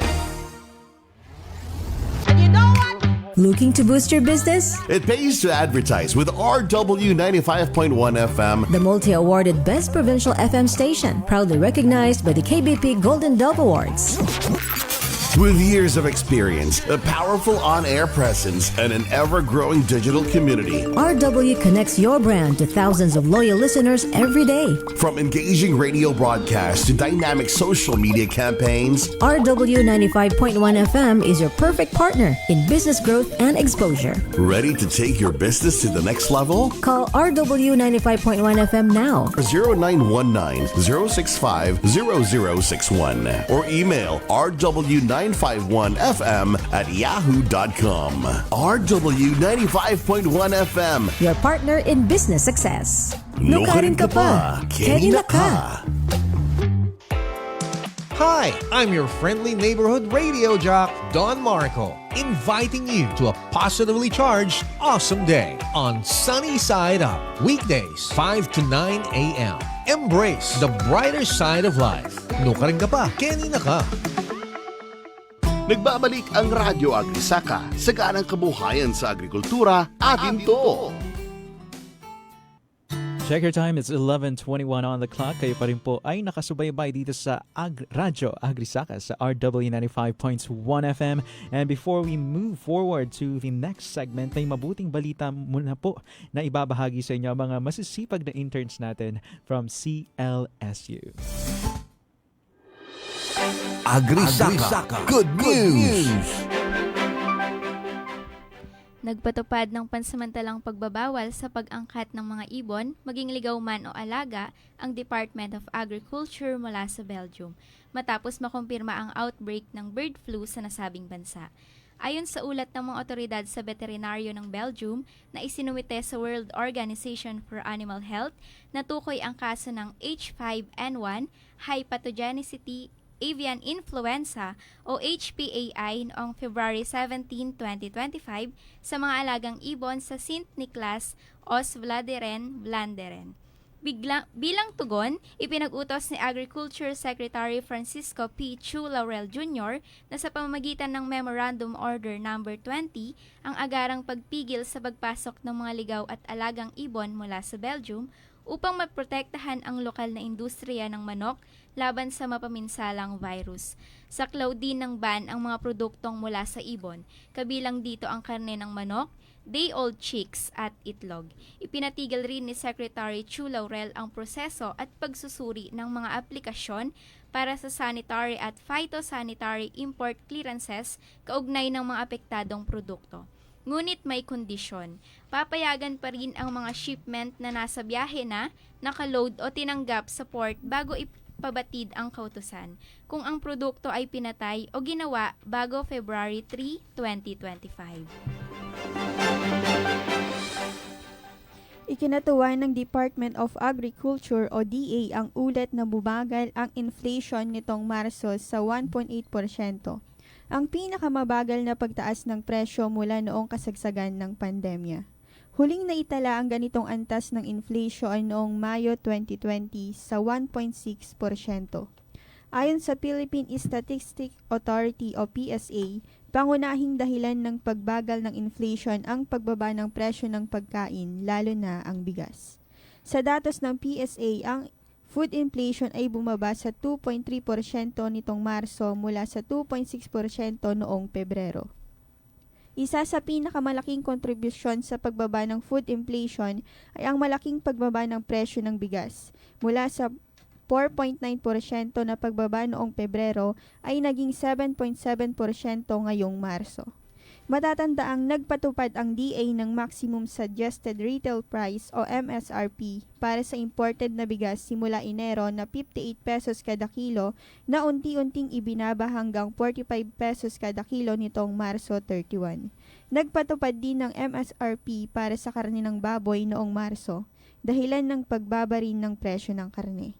Ayon sa datos, halos 18 pesos sa bawat 100 pesos na ginagastos ng isang pamilyang mahirap ay napupunta sa bigas. Ipinahayag ni Agriculture Secretary Francisco P. Chu Laurel Jr. na itatayo ng Department of Agriculture ang kauna-unahang Onion Research and Extension Center sa bansa na itatayo sa bayan ng Bongabon, Nueva Ecija. Layunin ng bagong center na muling pasiglahin ang industriya ng sibuyas sa pamamagitan ng pananaliksik at modernisasyon sa teknolohiya ng pagsasaka. Ayon kay Region Field Office 3 Director Eduardo Lapus Jr., ang center na itatayo sa loob ng Bongabon Agricultural Trading Center ay tutok sa pananaliksik para sa mas epektibong pagtugon sa peste at sakit ng sibuyas, pagpapabuti ng kalidad ng binhi at pagtaas ng ani ng mga magsasaka. Kasabay nito, ipinangako rin ni Secretary Chu Laurel ang pagdoble ng pondo para sa pagbili ng pheromone lures mula 2.5 million pesos patungong 5 million pesos upang tulungan ang mga magsasaka laban sa armyworms na sumasalanta sa pananim. Sa datos ng DA, umakyat sa 241,033.9 metric tons ang produksyon ng sibuyas noong 2022, tumaas ng 10.54% kumpara sa 2021. Ngunit sa kabila ng paglago ng produksyon, naranasan ng bansa ang record high na presyo ng sibuyas na umabot sa 700 pesos kada kilo noong 2022, bunsod ng kakalungan ng supply at pagkaantala sa importasyon.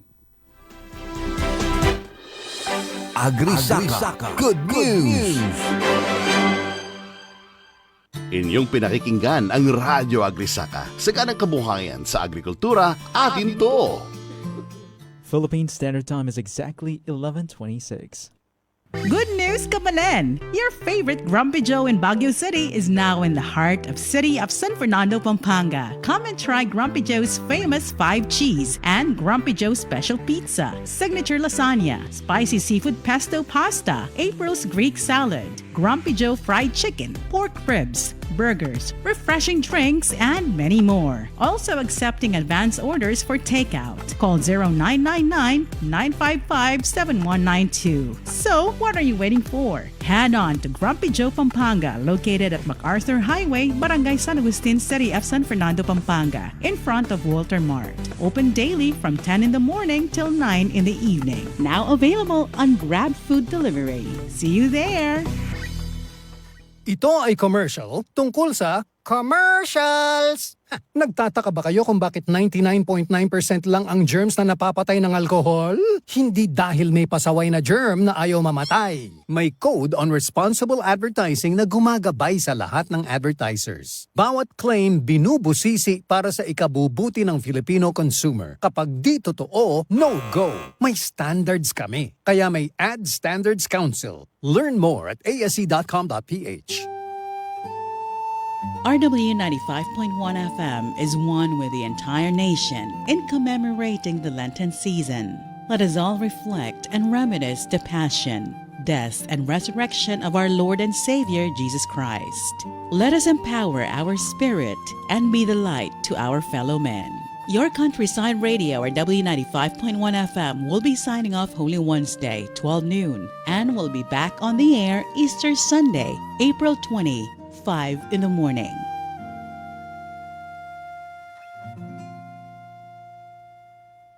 Mga kahina-hinalang tawag This call po is to formally inform you that you are qualified to waive your annual fee for ng life. bibiktima, Okay, so as per checking on our system kasi sir is na total na yung debit points ninyo na mga band scammers na nagpapanggap na ahente ng mga bangko na maaaring tumawag sa inyo, mag-text o mag-email na nag-aalok ng promo, loan o rewards o nagsasabing may problema ang inyong bank account. Kaya kailangan ng security update o change password para mapilitan kang ibigay ang iyong personal na impormasyon, pati na ang inyong one-time PIN o OTP. Huwag basta-basta magtitiwala sa mga hindi kilalang individual na kumokontak sa inyo. Huwag magbigay kaagad ng mga sensitibo o confidential na impormasyon. Kumpirmahin kaagad sa hotline o sa branch ng inyong bangko at mag-download lamang ng lehitimong mobile banking app.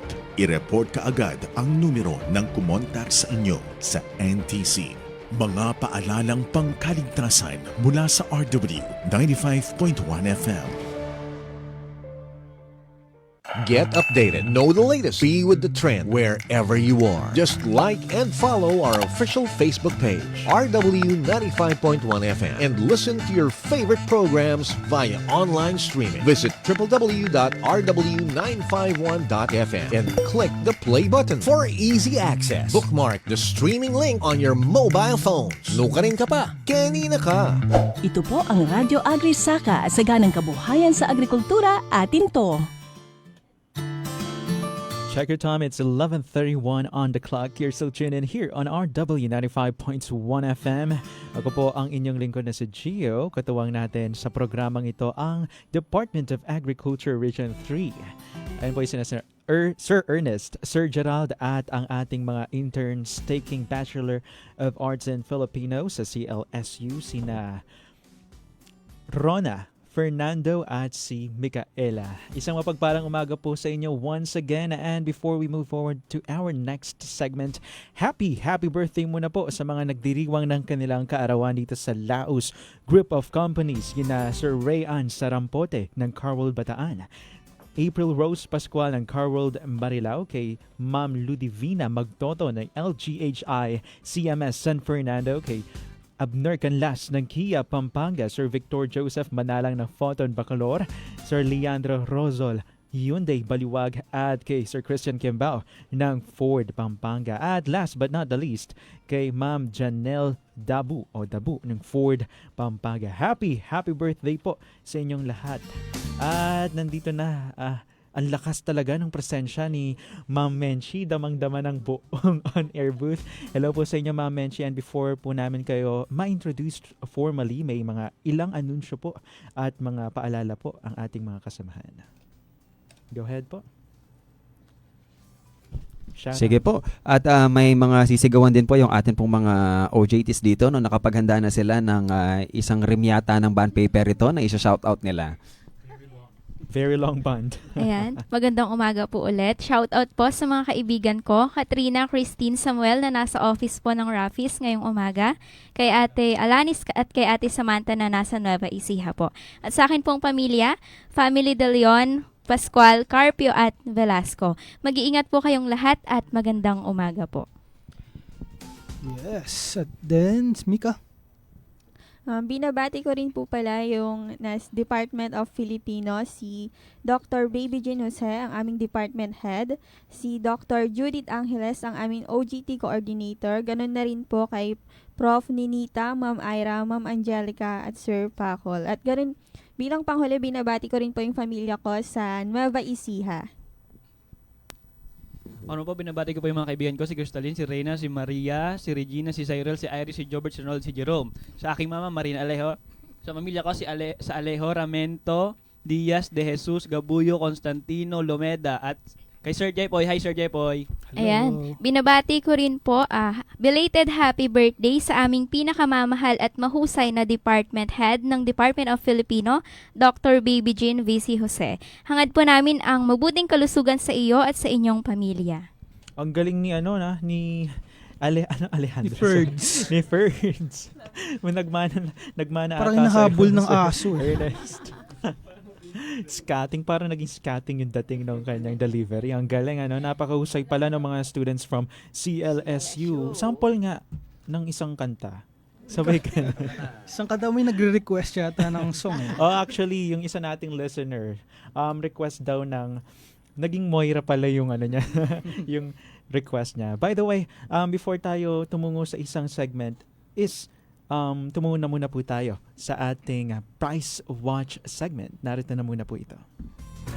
Radio Agrisaka Price Watch.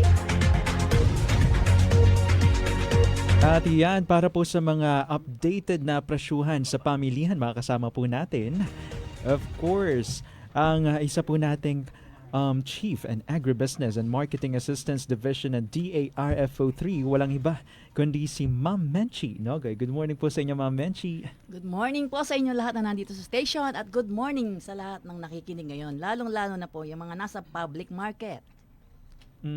At maraming salamat po at dahil nandito po muli kayo on air, live dito sa kayo, studio. DJ, syempre. Kaya At lagi ako nandito. Ikaw parati ang inaabangan namin na para sa programang ito. And of Namimiss course, nila yung aking tawa. hinihintay ka din po ng inyong mga fans para po sa inyong updated sa mga Price Watch. Simulan niyo na po, ma'am. Okay, ito na po. Ibibigay ko yung updates ngayon sa presyohan sa San Fernando Public Market. Yung new public market po, na luma na ng panahon. New, but luma. Yung sa bigas po natin, syempre, pinakamababa po ngayon is 38 na lang. Tapos meron siyang kasunod 40, 42 at yung kasunod niya ay 44, 48 tapos 52 per kilo na yung pinakamataas. Nawala na po yung 60. Talagang pababa na po yung presyo ng ating bigas ngayon sa public market. Sa isda po natin ang tilapia natin ay 130 ang kilo. Ang bangus po natin 180 hanggang 210 per kilo. Galunggong is 200 per kilo. May hipon tayo, 360. Tapos yung malalaking hipon is 450 per kilo.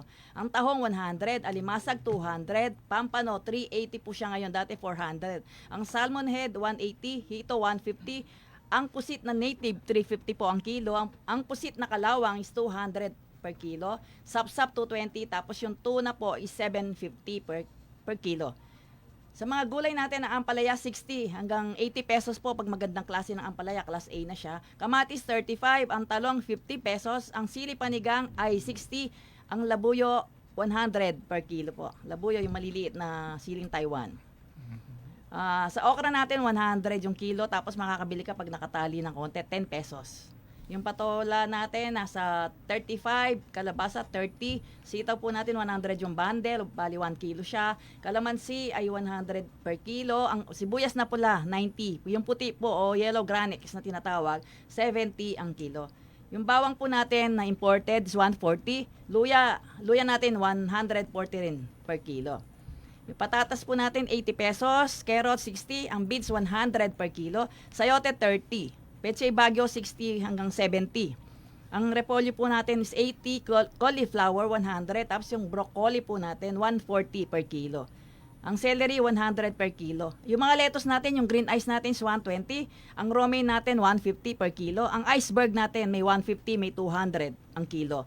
Bell pepper natin may 100, tapos yung bell pepper na green nasa 120 ang kilo. Chicken natin 220, tapos yung choice cuts nasa 230 per kilo. Ang baboy laman, 360. Ang pata, 330. Yung spare ribs, 350. Yung pork chop, 360. Tapos pag liempo na is 420 ang kilo. Ang baka laman, nasa 470. Tapos makakabili tayo ng buto-buto niya, 370. Pang nilaga po natin. Yung sugar, refine o white sugar, 80. Tapos yung sugar na wash, 72 pesos pala. Tapos yung brown na brown sugar natin 70. May cocoa oil, 1 liter, 150. Tapos yung palm oil, 1 liter, 80 pesos. Pagdating sa itlog po natin, ang small po natin ay 220 per tray. 30 pieces, i-divide na lang po natin per piece. Tapos yung medium, 230. Yung large po natin, 240. Yung XL, 260. At yung jumbo po nila ay nasa 280 per tray. Ito po yung update sa presyo ngayon sa San Fernando, bagong palengke na niluma na, pero bagsakan pa rin. Kamusta po, ma'am, yung listahan po nung presyo?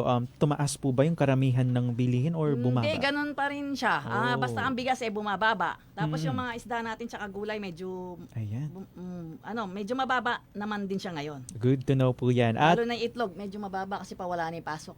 Pagka wala na pasok ang mga estudyante, bumababa ang presyo ng itlog. ganun po pala yun. Bakit po? Walang masyadong consumption ng mga di ba? Minsan nag-aalmusal yung mga bata, tapos binabaon, gano'n. Kaya medyo bumababa pag. At nasa balita din na kapag nasa tag-init na tayo ngayon, lumiliit ang mga itlog. Yung size nila lumiliit.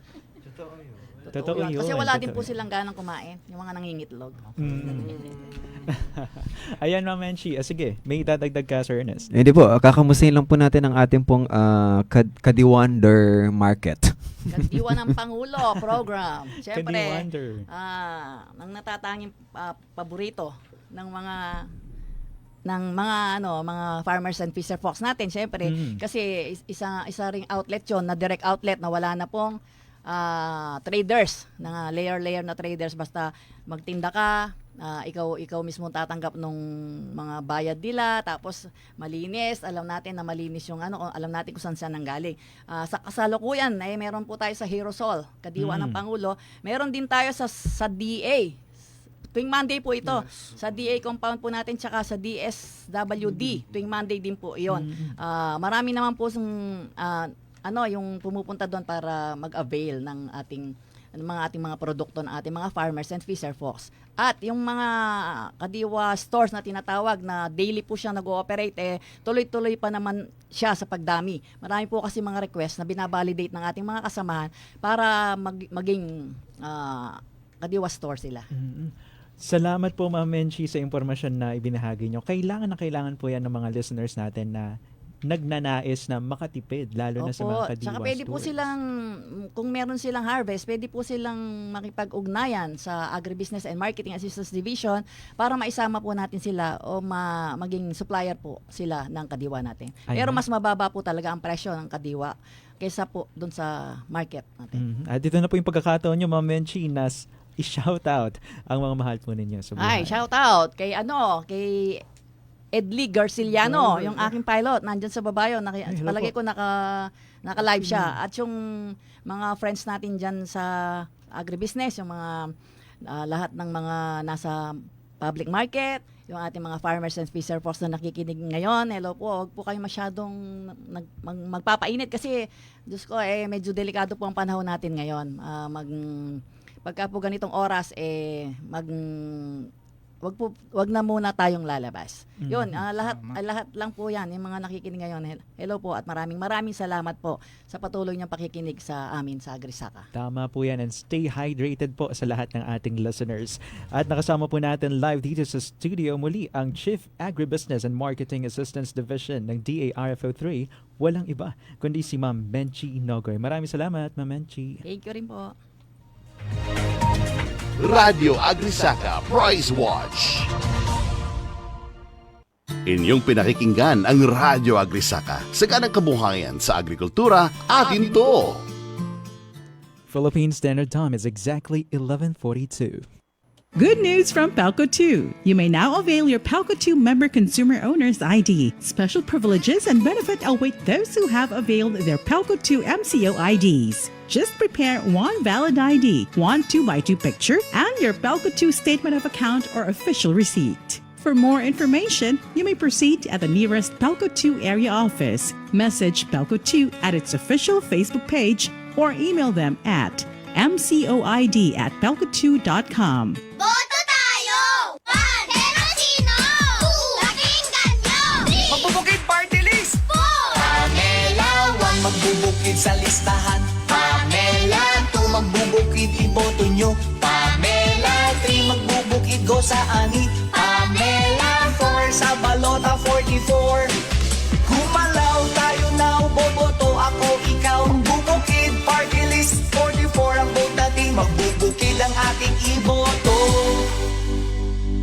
Paid for and by Magbubukid Party List, Block 13, Lot 12B, Pampana Street, Corner Plapla Street, Kaunlaran Village, Malabon, Metro Manila 1409.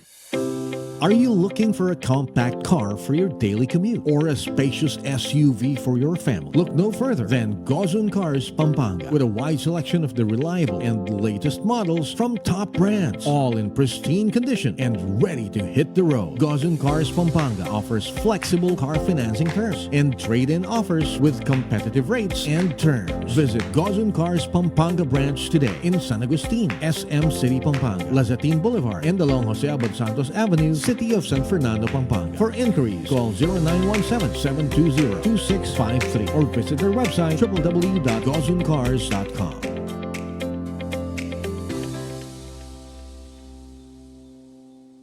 Nagbabalik ang Radyo Agrisaka, saganang kabuhayan sa agrikultura, atin to.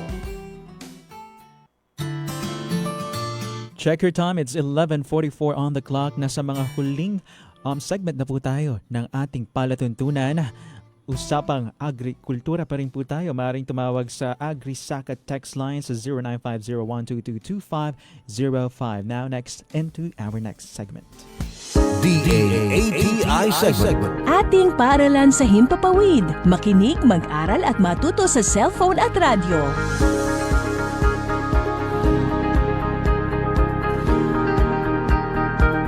Maraming ahensya ng gobyerno ang tumutulong sa ating magsasaka, mangingisda, kababaihan, kabataan at iba pa para po sa ikabubuti ng kanilang pamumuhay. Isa sa mga ahensya na ito na kabilang sa kagawaran ng pagsasaka ay ang Agricultural Training Institute Regional Training Center 3 o ATI RTC3. Bilang masugid na katuwang ng kagawaran ng pagsasaka sa pagbibigay ng mga extension services dito sa rehiyon, marami ng naibahaging kaalaman at teknolohiya patungkol sa agrikultura ang ATI sa pamamagitan ng pagsasagawa ng mga pagsasanay, seminars at iba pa. Kaya naman mainam na pag-usapan natin kung ano ang mga programa at serbisyo ng ATI at kung paano makakatulong ang ahensyang ito sa iyo.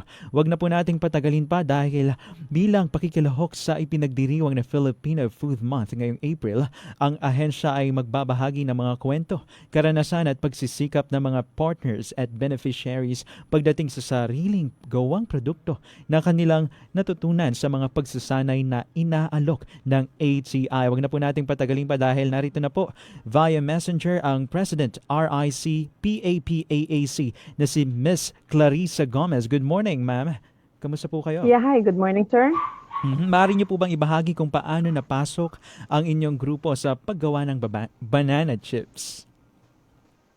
Sir, ang RIC Papa Act po ay nirevive ng aming mayor at ito po ay programa ng Department of Education sa pagtulungan sa Agricultural Training Institute sa kanyang mga pa-training po. Okay. Yes po. At matanong po namin, ma'am, dire-diretso na po natin, no? Kasi we have a very limited time na po.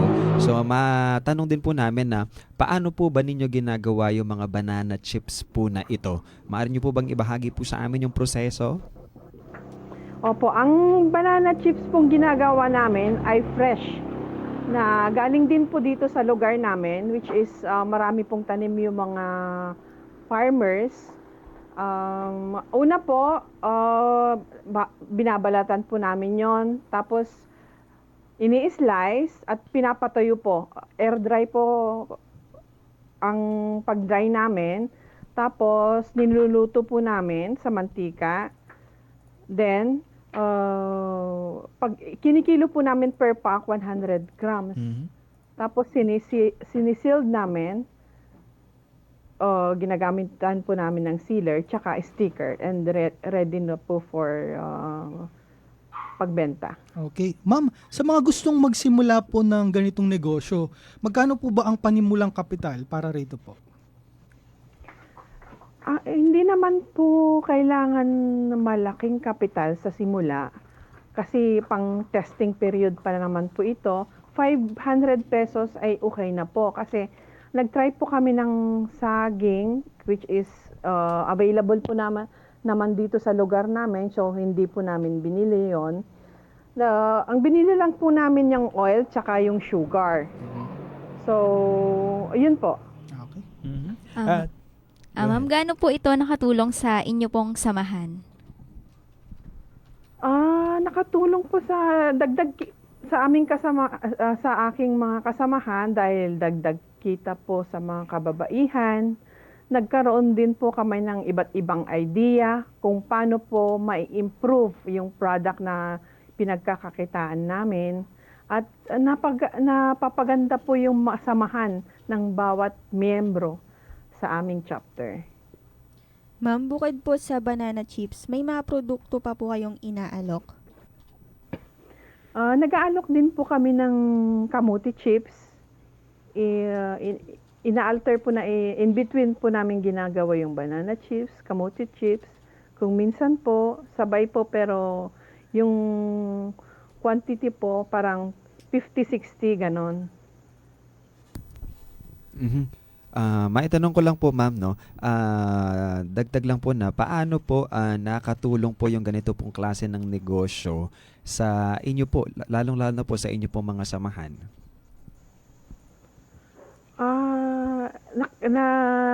Natulungan po kami ng produktong ito at ang samahan namin sa dagdag kita po sa mga kababaihan, yung mga asawa po ng mga magsasaka, imbis po ng nagagawa naman po namin yung mga trabaho namin sa bahay.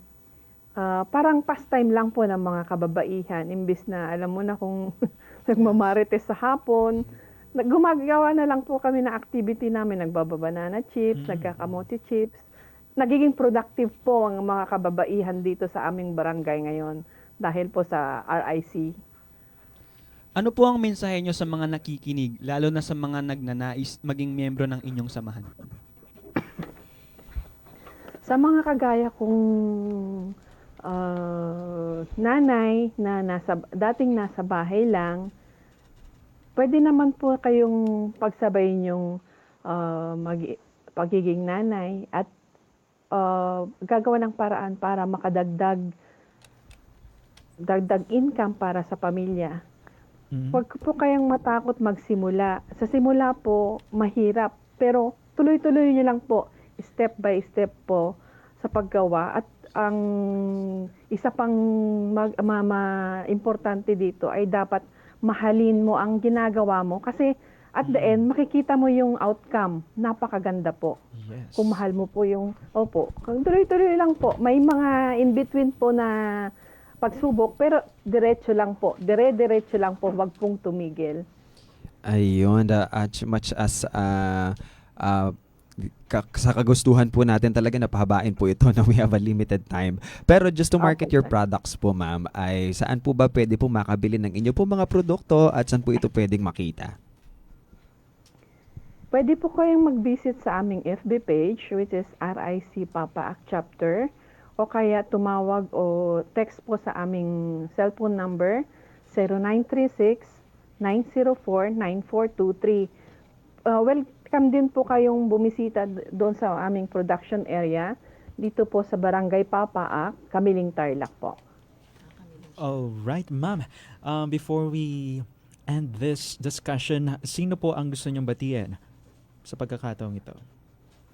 Binabati ko po at nagpapasalamat po ako sa Agricultural Training Institute. Ito po ay programa ng ito rin po ang RIC programa ng Department of Agriculture dito sa Kamiling. Nagpapasalamat po ako sa opisina nyo dahil kung hindi po sa inyo, hindi po nasimulan itong kumikitang kabuhayan ng mga kababaihan dito sa Barangay Papaak. Alright, maraming salamat po. Wishing po na umunlad pa ang inyong business. At muli, nakapanayan po natin via Messenger ang President ng RIC, PAPAAC ng Tarlac na si Miss Clarissa Gomez. Maraming salamat. Thank you din po. Para sa announcement, may lamang ang may alam. Para sa mga interesadong sumali sa mga libreng pagsasanay at sa mga nakakaaliw na mga pakulo, ilike lamang kanilang Facebook page na ATI Central Luzon. Uulitin ko po, ATI Central Luzon. Nagpo-post po sila ng mga activities at pakulo patungkol sa agrikultura, na libre para sa inyong lahat.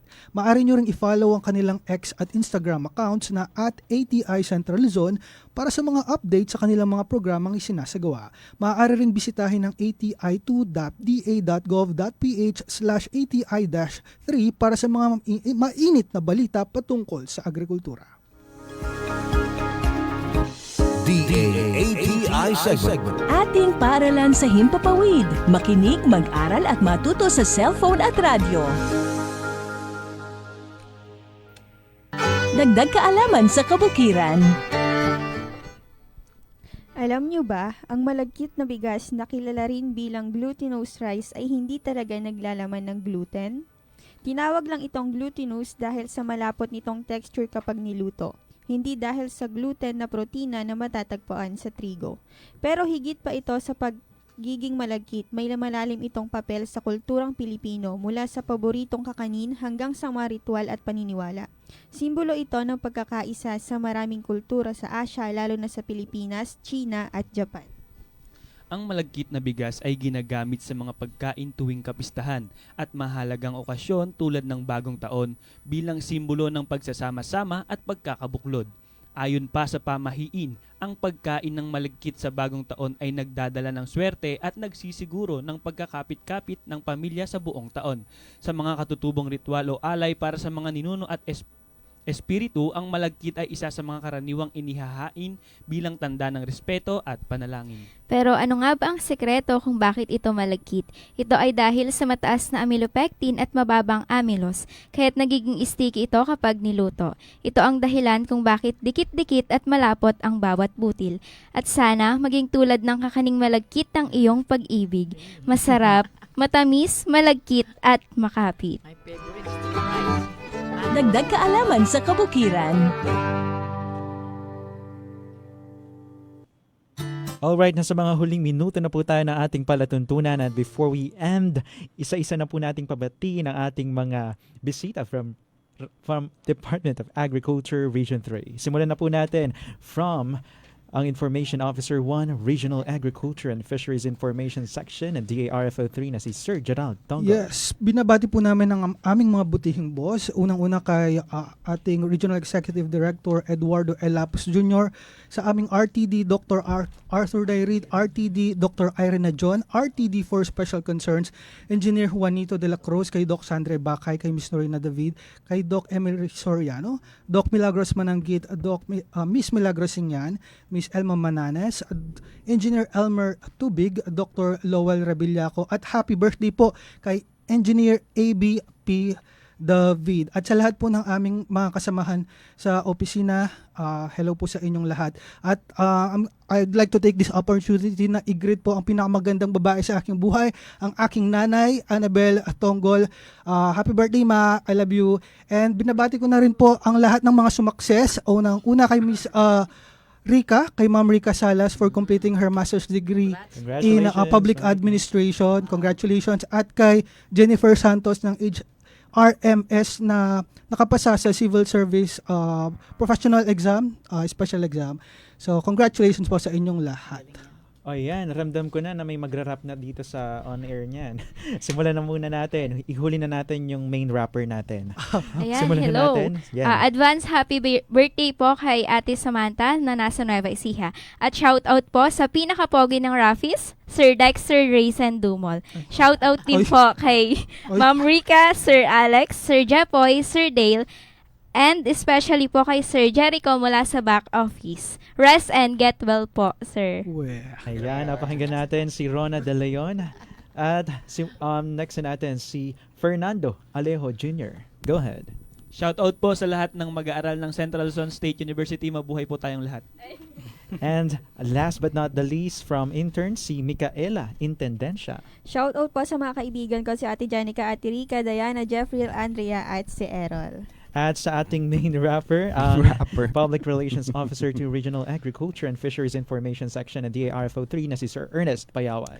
Maraming salamat po sa lahat po ng tumutok sa atin pong programang Radyo Agri Saka, Saganang Kabuhayan sa Agrikultura atin to, at nawai marami po kayong mga napulot ng mga impormasyon at inspirasyon po sa pagsasaka na makatutulong po sa inyo. At nais ko lamang pong batiin ang Payawal family, Hernandez family, Gonzales family sa Candaba, Pampanga, Yelong family sa Angeles City, ang Pampanga State Agriculture University na naging classmates po natin dyan, at ang mga churchmates po natin sa Hills of Glory International Christian Center Incorporated. Maraming salamat po. Abangan nyo po ang mga susunod na episode po ng ating pong programa. Thank you. Wow, I love the flow. Hindi ako nakahinga doon. Maraming salamat din po sa mga nakatuwang natin from Tech Department, sina CJ Bondok at si Sir Daniel Nicolas Liauder. Thank you po. Hanggang sa muling pagkikita natin dito sa programang Radyo Agri Saka, tumutok sa susunod na episode para sa Usapang Agrikultura. Muli, ito po ang programang Radyo Agri Saka. Ang mga kuro-kuro na inyong napakinggan ay tanging opinyon po lamang ng mga panauhing tagapagsalita at hindi sa pamunuan ng himpilang ito. Maraming salamat po sa inyong pagsubaybay.